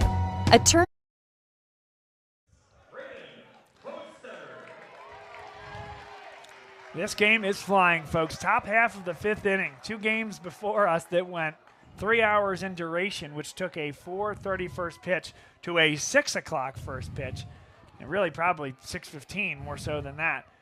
Braden Hostetter, the 3-hitter in the lineup for Hempfield, a team looking for their first state championship in program history. Hostetter takes a pitch just below the zone for ball number 1.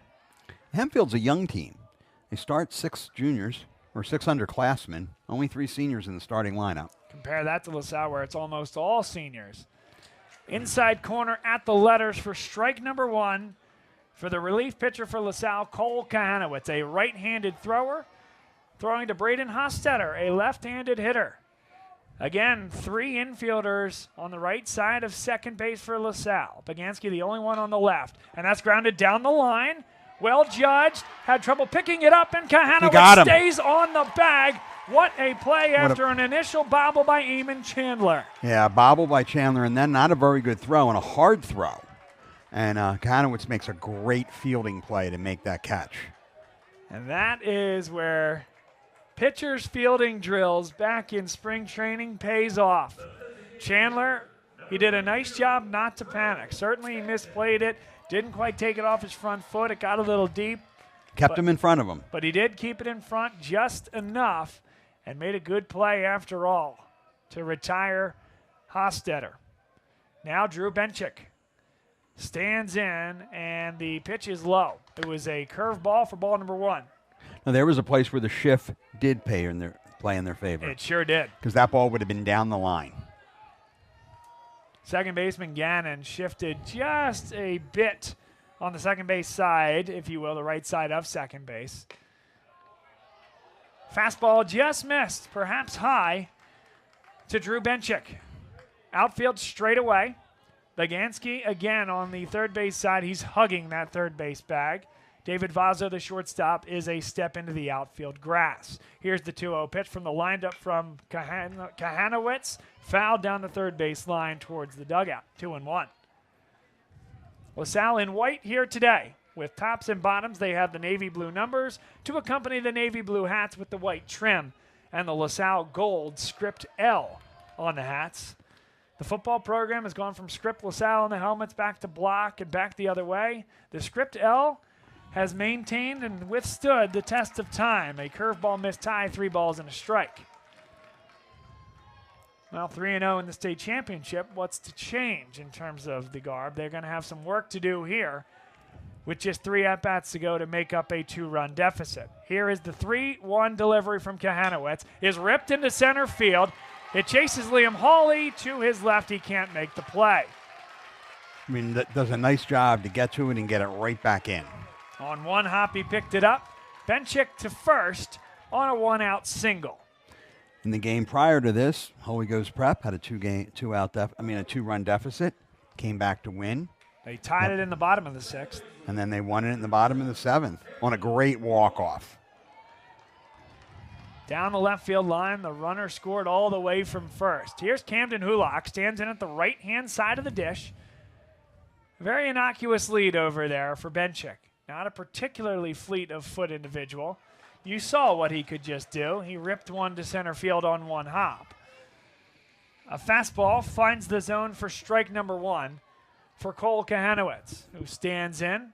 Now fully the shade extends from behind the pitcher's mound through to the backstop. So a little bit easier hitting conditions going forward. That one finds the corner at the letters. A fastball from Kahanowitz. That one actually may have taken something off. It only came in registering at 79. 0-2. 1 out, 1 man on. Infield at regular depth. The first baseman holds. That's in there for called strike 3. That's 80 miles an hour from Cole Kahanowitz, and it froze the hitter Cam Hulock. 2 outs in the inning.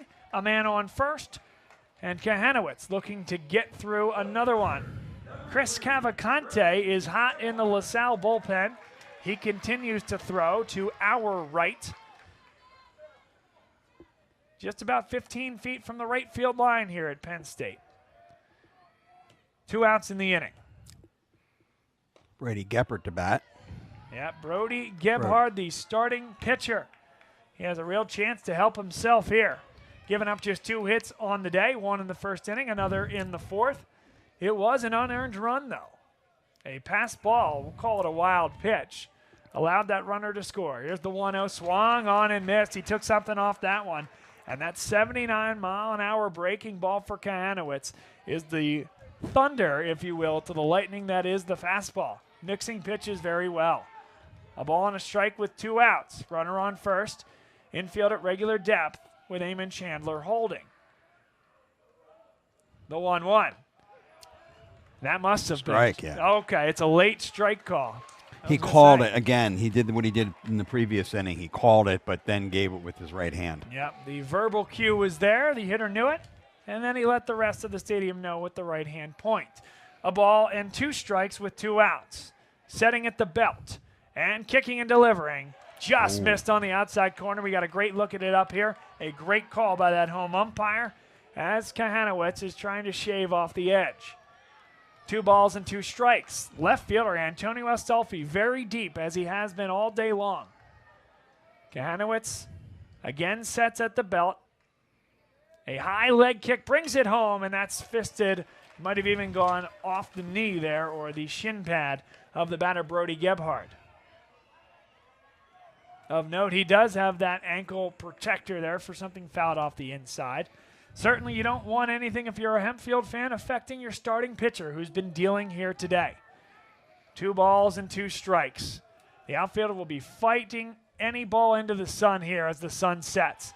trying to back pick the runner and could not get him. That's Benchik at first base, sliding back safely. The cleaning bill just went up for the designated hitter who got himself dirty across the Hempfield in black on the red uniform. 2-2. Beg your pardon. It says 3-2 now on the big board. 2 outs. They are not holding the runner, and he'll go. On the payoff pitch, he walked him. A high fastball.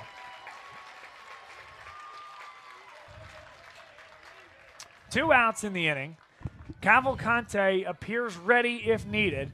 Kyle Werman, the head coach for LaSalle, is 3 steps out of the dugout, but this is simply to organize and position the outfield.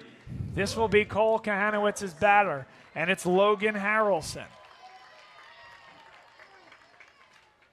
It's a good time to have one of the better players in the history of your program up to the dish. Courtesy runner in for Brody Gebhard. And that's Jeff Brown, by the way, the public address announcer for the Penn State men's and women's basketball team, doing public address here today. Swung on and missed at a fastball on the inside corner. Ahead, no balls and 1 strike for Cole Kahanowitz. In the top of the 5th inning, a PIAA 6A baseball state championship. LaSalle 3-0 in these games in the program's history, 2012, 2014, and 2021. Hempfield here for the first time, looking to etch some history. Swung on and missed. Cole Kahanowitz is continuing to bust Harrelson inside. Doesn't want him to get his arms extended. Harrelson bellies up to that plate.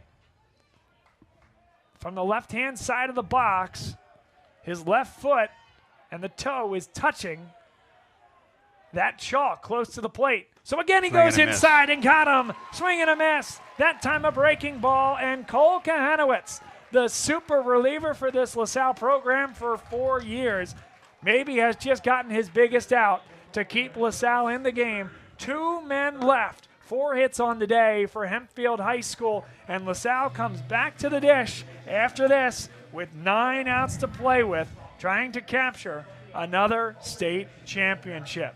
He's Chris Carabello. I'm Bob Long. Stay with us here on Bob Long Sports. Experience that adds real value. Value that flows right to your bottom line. Gola gets it. We've been partnering with clients like you for over 40 years, and we know what's important. Solving problems, creating flexibility, protecting and stretching your dollars. Philadelphia-based with a national presence. Get to know Gola. Gola gets it.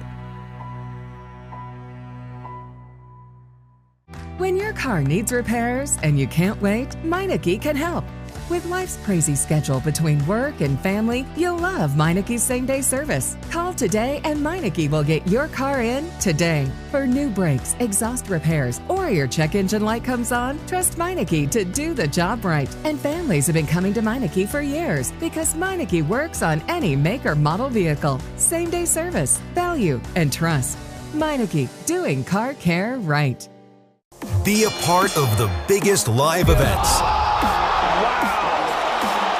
The must-see matches. Bottom half of the 5th as Andrew Bagansky stands in quickly to action as he fouls it away for strike number 1. Brody Gebhard is back for his 5th inning of work. He's been touching 90 at times here today, in the low 70s with his breaking stuff. A terrific pitcher for Hempfield. And fouled back again, strike 2. 2 swinging foul balls for Andrew Bagansky to start the at-bat. Outfield is straight away, and I think I can see it. I think you can see it too, Chris. These outfielders are all fighting the sun. A curve ball just missed. Josh Tooley again points at his starting pitcher, Gebhard, thinking that he had rung up Bagansky. A ball on 2 strikes with nobody out. That time he did ring him up. A fastball on the outside corner. Caught looking. Andrew Bagansky. First out of the inning for Gebhard and Hempfield High School. There's no pitch count on the scoreboard here. LaSalle scoreboard has a pitch count. Yep. So I can't tell, what Gebhard's pitch count is, but it can't be that high. Yeah, I don't think he's in any danger right now. of the 105 pitch limit. At times, Jeff Brown, the public address announcer, will say it in between innings. Hard to catch when you have the headsets on like we do. Antonio Astolfi, the batter, took a fastball high and away for ball number 1. Full windup for Gebhardt, brings it home. It's popped into shallow center field. After an initial back pedal, the shortstop, Logan Doherty, will come out to get it. And he fought the sun. That was a tough catch. It was an initial back pedal, too, Chris, from Charles Shearer, the center fielder. It was probably a good 15, 20 feet into center field, but I think Shearer would have had a tough time getting there for as far back as he was playing. So 2 quick outs. That's been the story of the day. Yeah, that's why I don't think the pitch count is very high. It feels in many ways like the 3 starters that we have mentioned a couple of times here that LaSalle threw in their 3 state finals. Kevin Long, 3 hits. No earned runs in that 2012 win against Council Rock South. Dom Cucci threw a gem in 2014 in the second victory in 3 years in the state final for LaSalle. And then in 2021, it was Ryan Marler, one of the favorites that I've seen come through this program, who threw 7 innings of 1-run ball against an extremely talented North Allegheny team, including getting a future Duke Blue Devil baseball player to pop out to Justin Machida in left field to end it. Brody Gebhardt is delivering one of those types of performances here today. Here's the 0-1 pitch, and that's grounded towards first base. On one hop, Logan Harrelson. He'll take it to the bag himself. 2 steps ahead of Casey Nealon. The 9-hitter goes down for LaSalle. Another 1-2-3 inning for Hempfield. And a nice crowd for the District 3 club comes to their feet as he comes through 5 innings of play and needs 6 outs to earn the first state championship in the program's history. We will go to the top of the 6th here on Bob Long Sports. Stay with us, and while you're at it, give us a follow. Follow us on YouTube, Twitter, as well as Facebook, and make sure you subscribe to that YouTube channel. Like this video, it really helps us. And you can be alerted next time we go live. We're excited for football season here in the fall. Stay with us. The game day celebrations. Experience live sports and entertainment the way they're meant to be seen. With Joe Hand Promotions, the global leader of live entertainment for bars, restaurants, and cinemas. Create unforgettable moments that fans won't want to miss.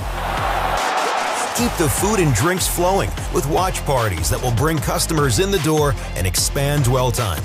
And watch as these visitors turn into loyal customers with exclusive content relationships with the nation's largest sports and entertainment providers. In over 10,000 bars, restaurants, and cinemas across America, and customizable packages for every type of venue. Make your business the place for the next must-see event. Because if fans can't make it to the stadium or arena, your venue is the next best place.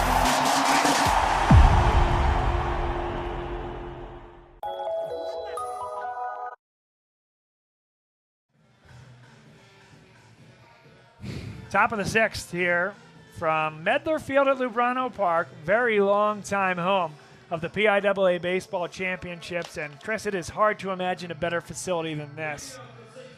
I'll paint the picture for you. Mount Nittany in the background. A cloudless day here in State College in the mid-80s. LaSalle dressed in those white uniforms. Hempfield in red. 3rd game of the day. Holy Ghost Prep, they won the game just prior to this. So 1 state championship coming back to the Philadelphia area. Newman Goretti will play for a state title tomorrow at 1:30. That game will also be here on Bob Long Sports. Cole Kahanowitz back for another inning of work. Finds the strike zone against Dylan Jackson, standing in the right-hand batter's box. No balls and 1 strike. Kahanowitz, some relievers go from the stretch exclusively, not Kahanowitz. He goes from the windup, kicks, and now deals. The 0-1 was a off-speed pitch that was low. Scooped there by Kevin Schmidt, but a ball and a strike. Nobody on. Bagansky continues to hug third base. And you look how deep the shortstop for LaSalle, David Vaso, is. He is 2 steps onto that grass, Chris. And Astolfi continues to play deep in left. Kick and fire.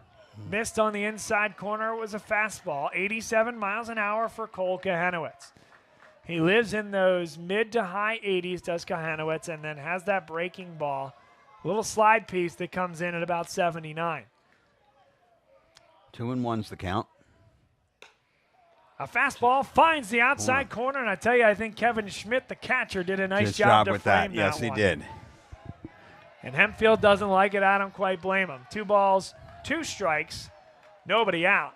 Dylan Jackson stands in. Little bend in the knees as here comes Kahanowitz. It's popped up on the infield. Kahanowitz, he's calling it. Now the third baseman calls him off. A nice job by Andrew Bagansky. Squeezes it with one hand.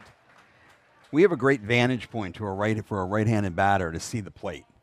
We sure do. Yeah. Absolutely. This is a terrific venue. Chris, believe it or not, I am sitting in, I guess I'll call it lowercase m, my broadcast booth. When I was up here going to school, graduated in 2012, I did a lot of the Penn State baseball games on COM radio. Then COM radio with one M, and now it's COMM radio. Some of us old farts that don't really know about that change, but called many a baseball game from up here. Terrific to see the Penn State program doing so well, and yes, this booth feels like home. 1 out in the inning. Cole Kahanowitz missed on a fastball just low, touched 87 miles an hour. Logan Doherty up at the dish, a diminutive one standing in the right-hand batter's box. Vazzo continues to stand on the grass. Eamon Chandler regular depth at first. Liam Hawley a couple steps in center as Kahanowitz brings it home. A fastball missed high above the letters. 2 balls, no strikes.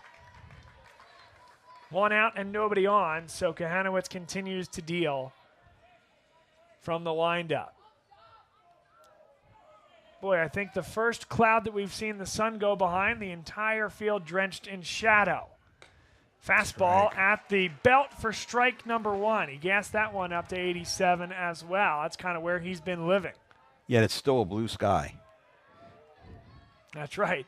Cloud's not blocking that much because Mount Nittany is ensconced in the light. Swung on and missed. He took something off that one, an 80-mile-an-hour slider. 2 balls and 2 strikes. 1 out in the inning.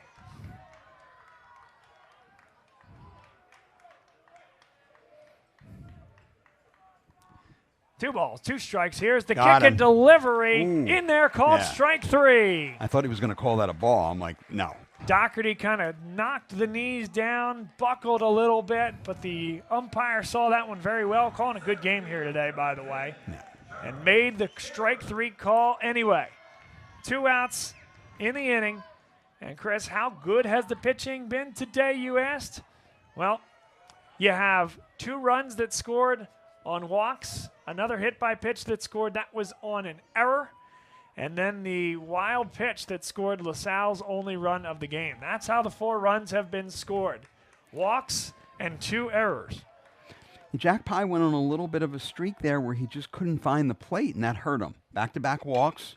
Lined into right field, Charles Shearer. They turn over the lineup, and on 1 hop, Casey Nealon has to pump it back into the infield. It's a 2-out single for the leadoff man for Hempfield High School. And this isn't just PIAA baseball this weekend. There's actually 4 PIAA championship, 4 different sports playing. It's a PIAA championships festival. Volleyball's playing their championships over at Rec Hall. Saturday, the lacrosse championships will be at Panzer Stadium. And as we mentioned earlier, softball's playing at the same time over on the women's softball field. That's right, and as much as I wish I could do it, we have a wedding on Saturday, actually up here. My wife grew up in Altoona, and so what a weekend where we do this game here today, Newman Goretti tomorrow, and short of that wedding, who, by the way, is for a gentleman that does some camera work with me when we do games in the center of the state, so can't quite pluck him from the lineup that day either. But we'll be at that wedding, and we'll miss the LaSalle lacrosse final, which is unfortunate. We wish we could support Rob Forster and that entire program. Yeah, they had a great win the other night against Springfield Delco, and a highly anticipated rematch against Radnor, a game that earlier in the year, the Explorers won in triple overtime. Wow. And Radnor, by the way, knocked LaSalle out of the PIAA state playoffs in the semifinal last year. Fisted towards short. This is going to have some English on it. A nice job by the shortstop, Vazzo. Underhands the second, and LaSalle is out of the inning. leaving just that one man. And Cole Kahanowitz, what a job by him. Comes in the 4th inning with 2 men on base, able to get out of that inning, throws 2 more complete scoreless innings, and keeps this LaSalle Explorer team in the game, in the championship hunt, down 2, headed to the bottom half of this inning. Stay with us, folks. We'll be back on Bob Long Sports.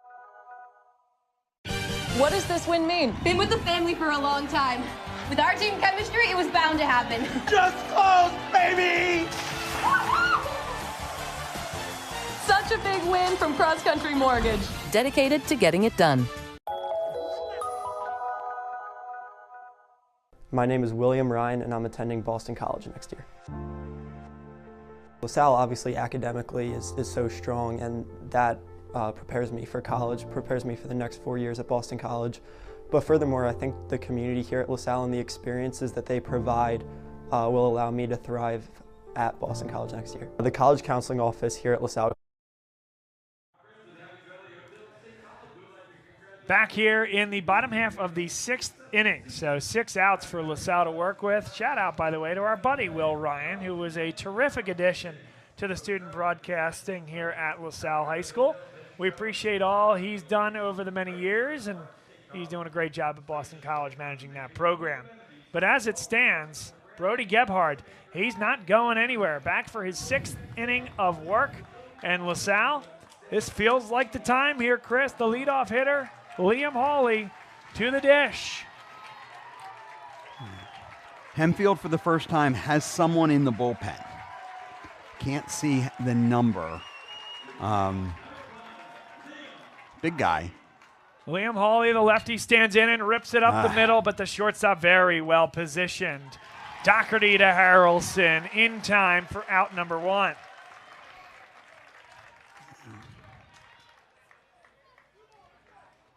Up next is Matt Gannon. Gannon, a 3-year starter, a Scranton commit. He hit in the 3-hole hitter all the way back in his time as a sophomore, and what Kyle Werman said to us is this is a young man who shows up in big moments.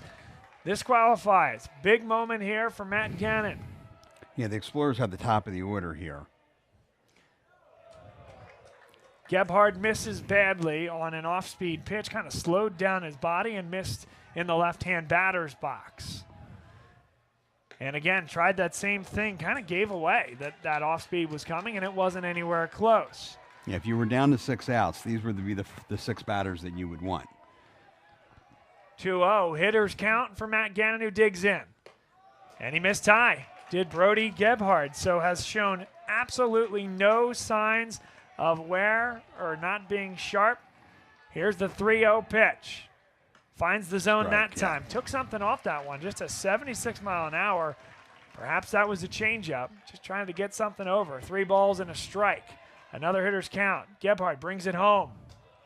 And ball 4, he leaves it just high above the letters.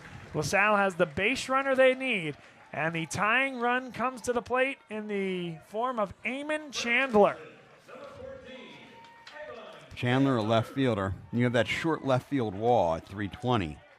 Explorers didn't hit a whole lot of home runs this year, only 3 home runs as a team. Chandler's got a couple this year.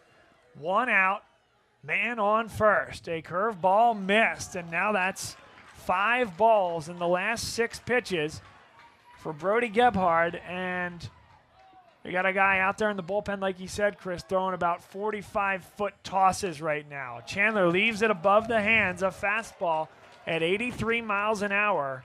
And Gebhard, who touched 90 a couple of times, perhaps trying to get one over, or is he losing a bit of velocity? This is a big, strong young man, though, and I think he can gear one up if he wants. This is the first time Josh Tooley's come to the mound. Yep. And I think that might be what he's saying is, hey, you're freaking Brody Gebhard. Right. Rear back, trust your stuff. So I bet we see one coming in hot here, 2-0. Eamon Chandler getting the fans in the dugout involved. First baseman Harrelson holds the runner. Third base at the dish, and now that's ripped into left field. It was a fastball low, clapping his way to the first base is Eamon Chandler, trying to get that dugout fired up. The go-ahead run comes to the dish in the form of David Vazzo. And this is where the big moments happen, Chris. Yeah. LaSalle is a couple outs away from stranding 2 and needing 3 in the bottom of the 7th. Oh. Or they're one big hit away from tying this game, maybe one more hit away from getting Vazzo in, and only needing 3 outs themselves. This is where push comes to shove. The head man, the manager, Jeremy Morrison, in his 7th year, comes out to talk to Brody Gebhard.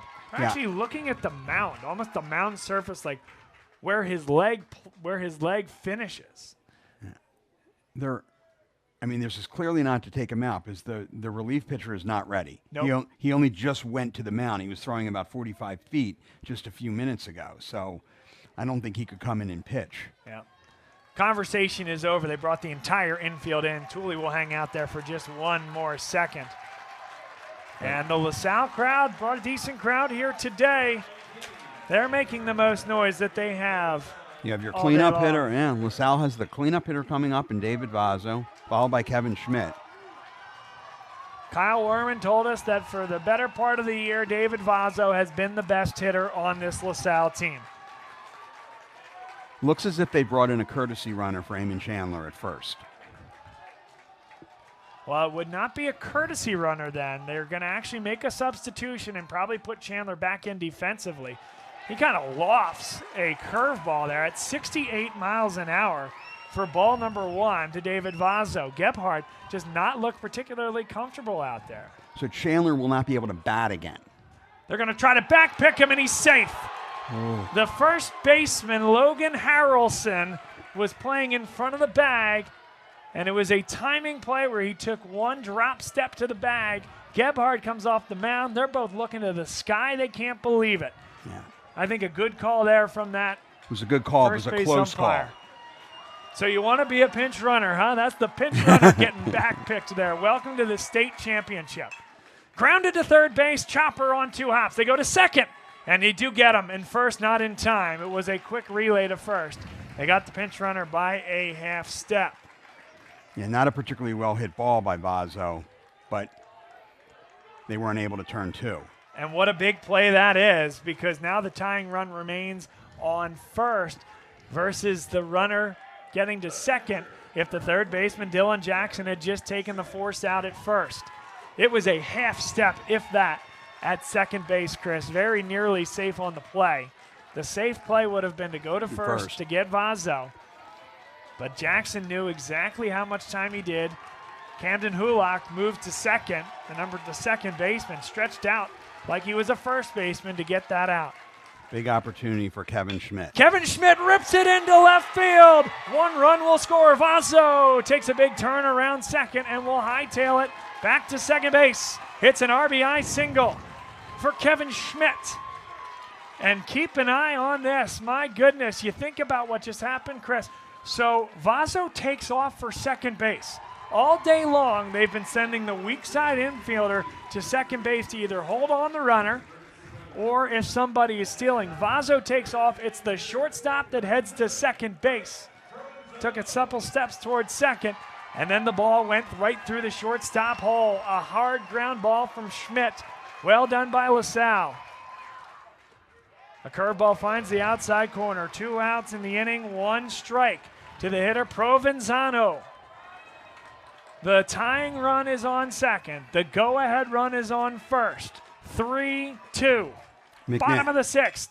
Popped up towards right field. Ryan Jackson hangs underneath it and makes the play with 2 hands. 2 men left for LaSalle on a couple of hits in the inning.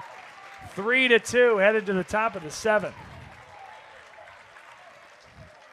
We got a great ball game going here, folks. The state championship will come down to 3 outs on each side. Brody Gebhard, he bent, he did not break. He gives up just the 1 run. And Hempfield clinging to a 1-run lead, heading to the top of the 7th. Dunphy Ford is Mayfair's neighborhood Ford store. Nobody knows your neighborhood like Dunphy Ford. Nearly 40 years. Right here on Frankfurt Avenue. Generation after generation. Our neighbors continue to be our customers. We have access to the cars and trucks you want with financing you need. Dumpy Ford is Northeast Philly's first choice for America's #1 brand. 7700 Frankfurt Avenue in Mayfair. Online at www.dumpyford.com. Come experience the Dumpy difference. You'll be glad you did. My name is Patrick Donahue, a franchise consultant with FranChoice, the premier network of franchise consultants in America. FranChoice is a company that helps people find a franchise business that's the perfect fit for them. We work with the people who want to own a business but don't really know how to find one that's both a top-notch opportunity and a great match. We specialize in franchise opportunities with the following 3 characteristics: low investment, high margin, and rapid break-evens. The best thing about our service is that it's free to the public. We're paid by franchise companies for this service. The process is simple. First, we do an introduction. Then the candidate provides me with information.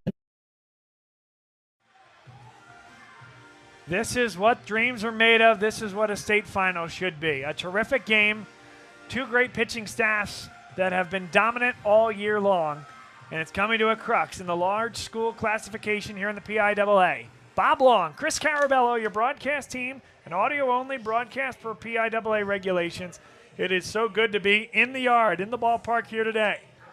The story, 3 runs for Hempfield in the 3rd inning. LaSalle has chipped away with 1 in the bottom half of the 4th and 1 just a half inning ago in the bottom half of the 6th inning. Brody Gebhard has continued to throw and is 1 half inning away from a complete game state championship win. Cole Kahanowitz relieved Jack Pye, who had a little bit of trouble with the fastball control here today, was getting the curveball across. Kyle Werman made a move earlier than I think he wanted to, and certainly in a situation that he didn't want to be in, being down 3-0. But Kahanowitz, coming on with 2 runners on in the 4th inning, retired Hempfield without giving up a run. He's thrown 2 more scoreless innings in the 5th and the 6th, and now Braden Hostetter, the meat of the order, at the dish. He showed bunt and pulled back. Hostetter, a lefty, as the ball snuck through the glove of Kevin Schmidt to the back screen. 1 ball and no strikes. Chris Cavalcanti continues to warm up in the Explorer bullpen. No one in Hempfield's bullpen, which means it's likely Brody Gebhard's going the distance. Here's the 1-0 from Kahanowitz. That 12-6 curveball ends up at the back foot of Hostetter, who swung through it for strike 1.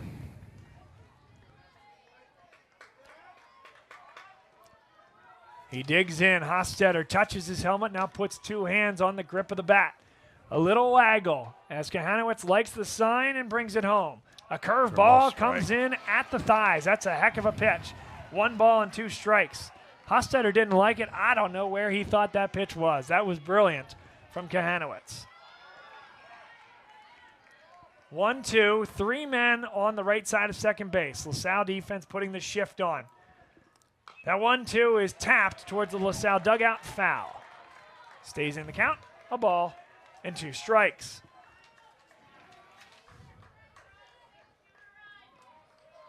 Hostetter, arguably the best hitter all year for this Hempfield High School team, looking for their first state title in the program's history. Bit of a shade towards the right field line for the whole outfield. Kahanowitz sees the sign, kicks it high, and delivers. He missed on the outside.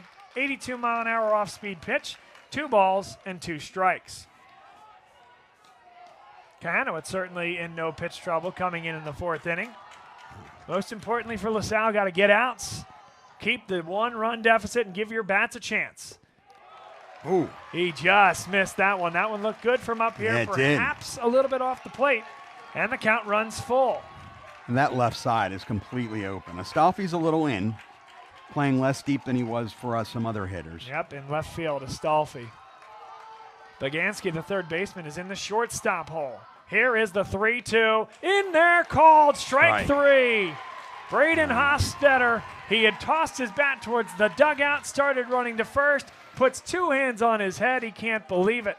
It's not the first time we've seen this Hempfield team be very demonstrative towards the home plate umpire. I'm not sure that's a good idea.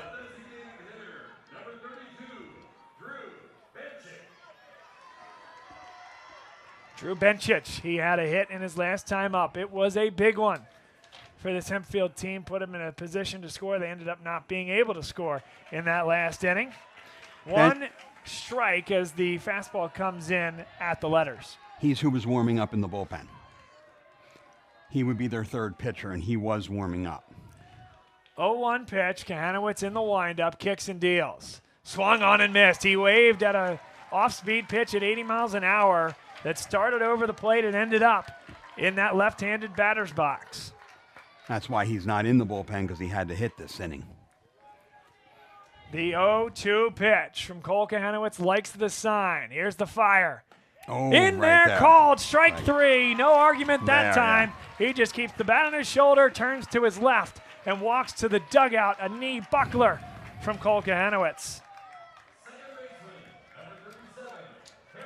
A 7-inning ball game at the high school level for those of you new high school baseball fans here. Thanks for being part of our broadcast, Hempfield fans and LaSalle College High School fans alike.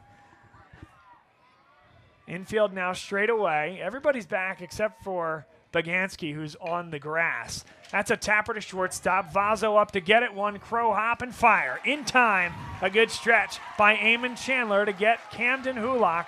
One pitch to get that third out for Cole Kahanowitz. It was a great inning for Kahanowitz. 2 strikeouts.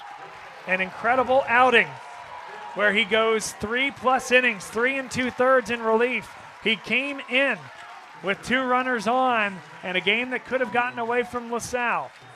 How will this outing for Kahanowitz be remembered? A lot of that will be determined by what the LaSalle bats do in the bottom half of the 7th inning. We'll keep it right here on Bob Long Sports. 1-run deficit. Brody Gebhardt can go the distance with 3 outs and win a state championship for Hempfield. Explorers will send up the 7, 8, 9 batters. Bagansky, Astolfi, and Casey Nealon. Bagansky will play his baseball at Marist next year. He was a key reserve to start this season. Ended up earning his third base spot.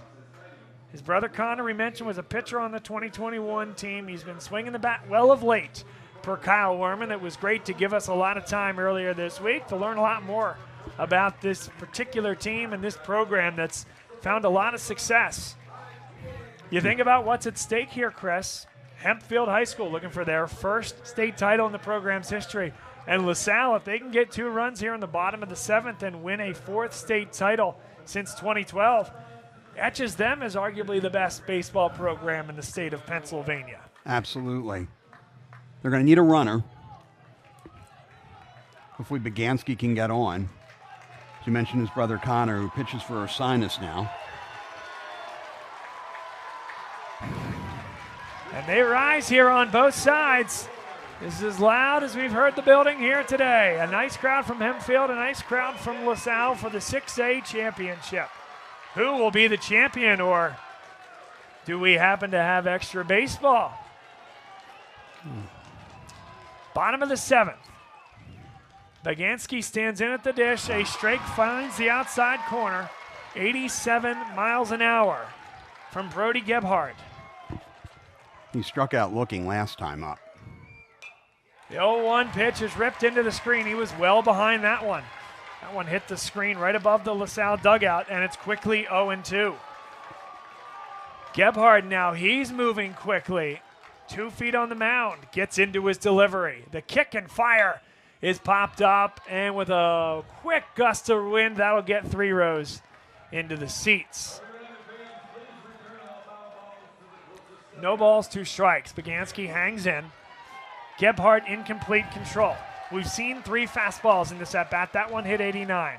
Here's the delivery. A curveball, not even close. They're jumping out of the dugout over there at Hempfield. That one ended up in the left-handed batter's box.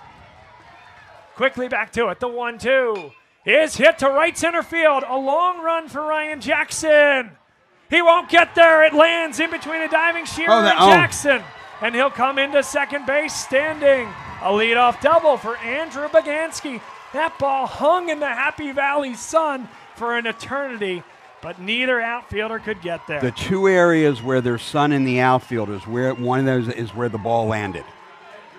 There's a small area in in right center, and that's exactly where it hung. Will Kyle Werman play small ball? Well, Jake McNesby is back out as a courtesy. Well, beg your pardon. We just talked about it. It's not a courtesy runner. He's so a he pinch can go runner. in. He's a pinch runner here, but no better time to do it. Baganski, the third baseman, his brother Connor was a huge part of the state championship team back in 2021. Andrew trying to put his mark on things here at LaSalle. And now Kyle Werman heads out to talk to that home plate umpire to make the switch. Antonio Astolfi, the left-handed hitter, steps into the box. Let's see what Astolfi does. A good defender. We were told how good he is bunting. Yeah. Believe it or not, Chris, that he has done that all year when he's been put in that spot. Do you give up and out here? The third baseman, Dylan Jackson, and the first baseman, Logan Harrelson, both come on to the grass. Without a third run, you don't get to play extra innings. And he dump bunts it beautifully. Only one play. It's to first, and it is in time. Antonio Astolfi, a sac bunt. And the runner, Andrew Baganski, to third. That is the tying run here in the bottom of the seventh inning. So Baganski has come out, and Jake McNesby is now at third as the pinch runner. Casey Nealon will come up the bat with a chance to tie this game. Casey Nealon, we were told, scuffled a little bit early offensively, but he established himself as the best defensive player. None of the youngsters, none of the underclassmen just ripped that position away from him. So as the season wore on, Kyle said, okay, it's Nealon's spot. He can put his mark right now as it's ripped up and out of play. Almost off the facade and back to the first level. Almost in our booth. Sure was. Infield is in. Outfield is at regular depth. You certainly can't bring the outfield in because you got to get an out. And tying run is on third. The 0-1 pitch. That missed outside. 1 ball and 1 strike. The way Nealon hit that first one, though it was foul, he was on it. Yeah. Anything you hit straight back to the screen with that much gusto, you might be on it. Does he stick with the fastball? He does, and it was fouled away. 1 ball, 2 strikes. 1 out in the inning. A runner on third. The infield is in. Will the pinch runner, Jake McNesby, go on a ball put in play? Or does he need to hold and see it go through the infield? Nealon stands in and awaits the 1-2. Swung on and missed. Strike 3. Tooley holds the ball to the sky emphatically to affirm he caught it. It's the second out of the inning. LaSalle turns over the lineup. Liam Hawley, number 5, a stalwart on this team. He's an old school leadoff hitter. He can bunt, walk, steal. Walk would help. He's an old school athlete. If you wanted anyone up at bat here. Hawley takes ball 1. He had a 12-pitch at-bat in the state semifinal, a huge at-bat that led to him getting on base. The 1-0 pitch, again missed. Brody Gebhard. You don't want to pitch around him and put him on base because then you put the winning run on first. With Matt Gannon, the 423 hitter, coming to the dish. The 2-0 pitch is in there on the inside half for strike 1. Brody Gebhard, he can put himself amongst the immortals here. A 6A complete game if he gets an out here. The 2-1 pitch. Hawley fouls it away. It's 2 balls and 2 strikes. They rise here at Medler Field at Lubrano Park. Do we have a tie game in our hands? Do we have a state champion, or do we play on? 2 balls, 2 strikes, 2 outs, and Hawley steps out. Does Gebhard possibly go to that off-speed pitch here that he's had trouble locating over the last few innings, or does he rear back for 1 more fastball? A high kick and delivery. In there, called strike 3. On the outside corner at the knees. And it's a photo finish for Hempfield High School. They lead the tying run on third, and Brody Gebhard is a complete game champion here for Hempfield High School, their first state title in the program's history. Yeah, Liam Hawley thought that was low. But as you said, he went with that off-speed pitch that he hadn't been able to control real well, and Liam laid off of it, but it was across the plate. And he is inconsolable right now as Hempfield celebrates near the shortstop hole on the infield grass. Yeah. I mean, they gave themselves a chance to tie this game. You know, a great double by Boganski. Stolfi does exactly what he needed to do and laid down that bunt, moved him over. And a lot of love being given to Liam Hawley, who's taking this one tough right now. You got to give Brady Gebhard a lot of credit. He struck out the last two batters. Runner on third base, 1 out. That runner represented the tying run in the state championship game, and he struck out the next two batters, one of which being LaSalle's leadoff hitter. In fact, in both the 6th and the 7th, he left a man in scoring position, 3 total. Brody Gebhard left on base, combined in that 6th and 7th inning. It is a deserving champion, no doubt about it. Hempfield High School with the first in their program history.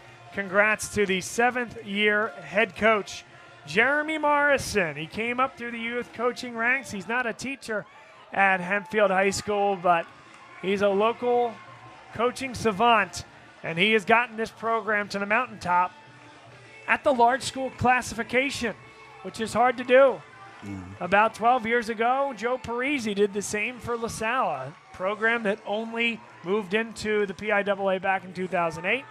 He got LaSalle off the schneid very quickly in 2012 behind a complete game from Kevin Long in that game, and then Dom Cucci again in 2014.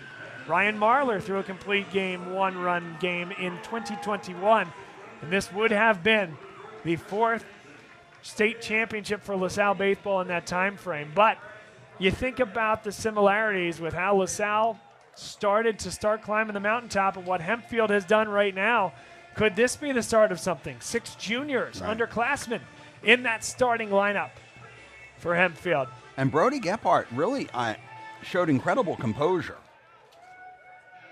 Only at one point in this game did Tooley have to come to the mound and kind of calm him down, and exhibited tremendous control.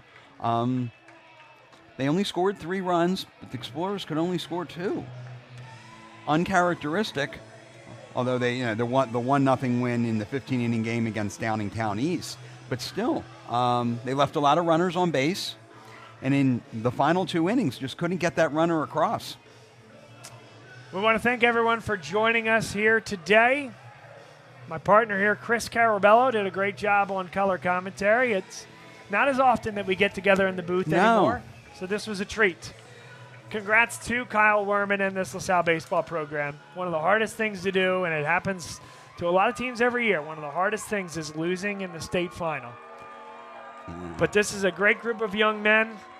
Kyle Werman specifically talked about Hazleton and how a tough semifinal loss, every one of those young men went through the handshake line with their head held high, looking people in the eye and shaking their hands. And that's not the case, and it hasn't been experienced that way by every team that LaSalle has faced along this journey. And so what Kyle Werman expressed to us before we got up here to State College is win or lose, our guys are going to do it with class. We're going to congratulate Hempfield if they win, and we're going to win with class if they do, in fact, win. And good news for the Explorers is Saturday LaSalle will play for a state championship game against Radnor in lacrosse. This was the 6th second-place finish for an Explorer team this year in the finals of the state championship. So Show me the trivia then. Who was it? So golf, cross country, rugby, hockey. Oh, the 5th. I'm sorry. So this will be the 5th. Wow.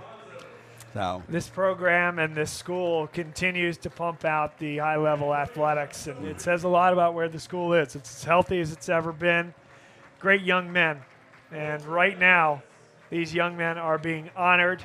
Kyle Werman is putting the medal over every one of these players. A second-place medal We want to thank the folks, by the way, from LaSalle, a lot of students that are listening down at the shore, the Jersey Shore, for Senior Week. Yeah. It's tough to get up here. I get it. You don't want to peel away from a shore house at Senior Week, and so glad we could be your conduit to accessing this contest. And we had a number of families and parents have come up and showing support for their boys. This is tough to get this medal. It's bittersweet. And, of course, the managers. Nothing happens without the managers. They are being honored right now as well. Yeah. And a couple of folks that were not active for this game, in street clothes. Yeah. And, of course, Andrew Bagansky. I don't know if you could hear that over the loudspeaker, but Bagansky being honored here as well. Big hit in the 9th. It just... In the 7th, yes. Yeah. I mean, sorry, in the 7th. We just couldn't get him home.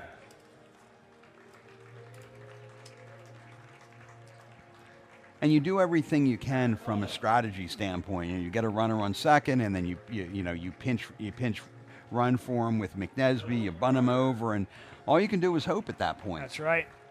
And put your guys in a position to be successful, and they certainly did that. And they did. Unfortunately, Brody Gebhard wanted no part of that. Yeah, baseball's a funny game. Baseball is a really funny game, in the way that it goes. All you can do is put yourself in that spot. You think about a couple of plays where the shift helped, one where it really hurt in that 3-run inning, the third. The ball went through was exactly the second base hole, led to those couple of runs. LaSalle now being honored with the second place trophy, the runners-up here at the 6A level in the PIAA.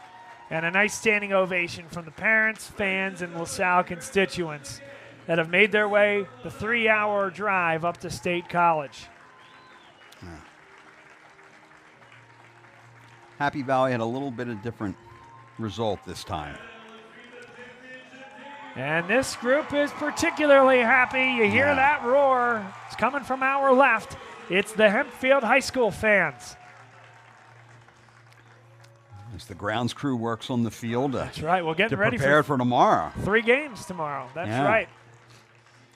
Jeremy Morrison, the head coach, putting the gold medal over the heads of every one of these Hempfield athletes. And as I look to my right, Chris, what I notice is the entire LaSalle team standing there at attention, giving the respect to the Hempfield team that won the state title deservingly here today. Yeah, they did.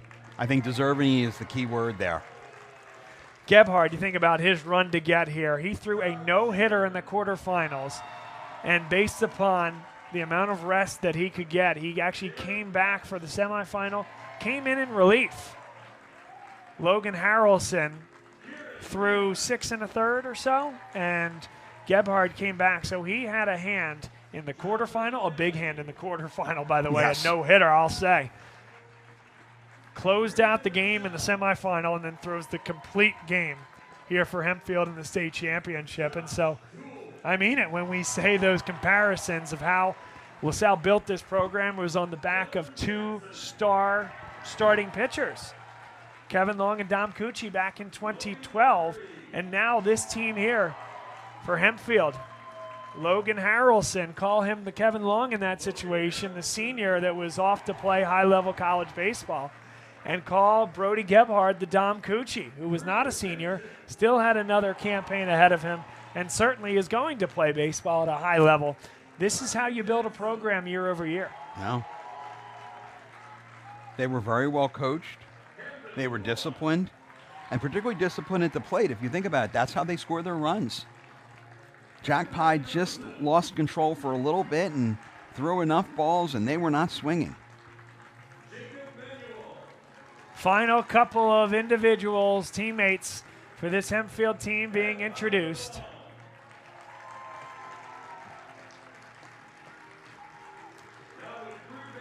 And only now do the lights just start to flicker on. Yeah, for a game that started at 6:15, you would have assumed that we would have needed the lights. No. Final pitch was at 8 o'clock sharp. An hour and 45 minutes state final. And Hempfield area, they waited an hour and 45 minutes to throw that winning pitch. Another 10 to do this. Jump around with that state championship trophy along the third base line. Wow. Just a hint of sunshine remains at the center field area. The rest is all shaded. And Hempfield High School, they will celebrate all the way back to District 3 country here tonight. Final thought on this one, Chris, as Hempfield celebrates and takes a team picture to our left, and LaSalle walks down to the right field corner for one final team meeting on a team full of many seniors that came up as runners-up this year. For as many seniors as the team has, it also has a lot of underclassmen that just didn't get as much playing time as they probably could have because they were so senior heavy. You're still going to start next season with your top pitcher in Jack Pye. He's probably going to remember this moment. Hopefully it gives him a little incentive. But I would expect the Explorers to continue to play well. They have, as I said, they have a number of underclassmen that just didn't get as many innings as they could because they were a senior-heavy team. But Kyle Werman has, consistently put out good programs, and I'm sure he'll continue to do so.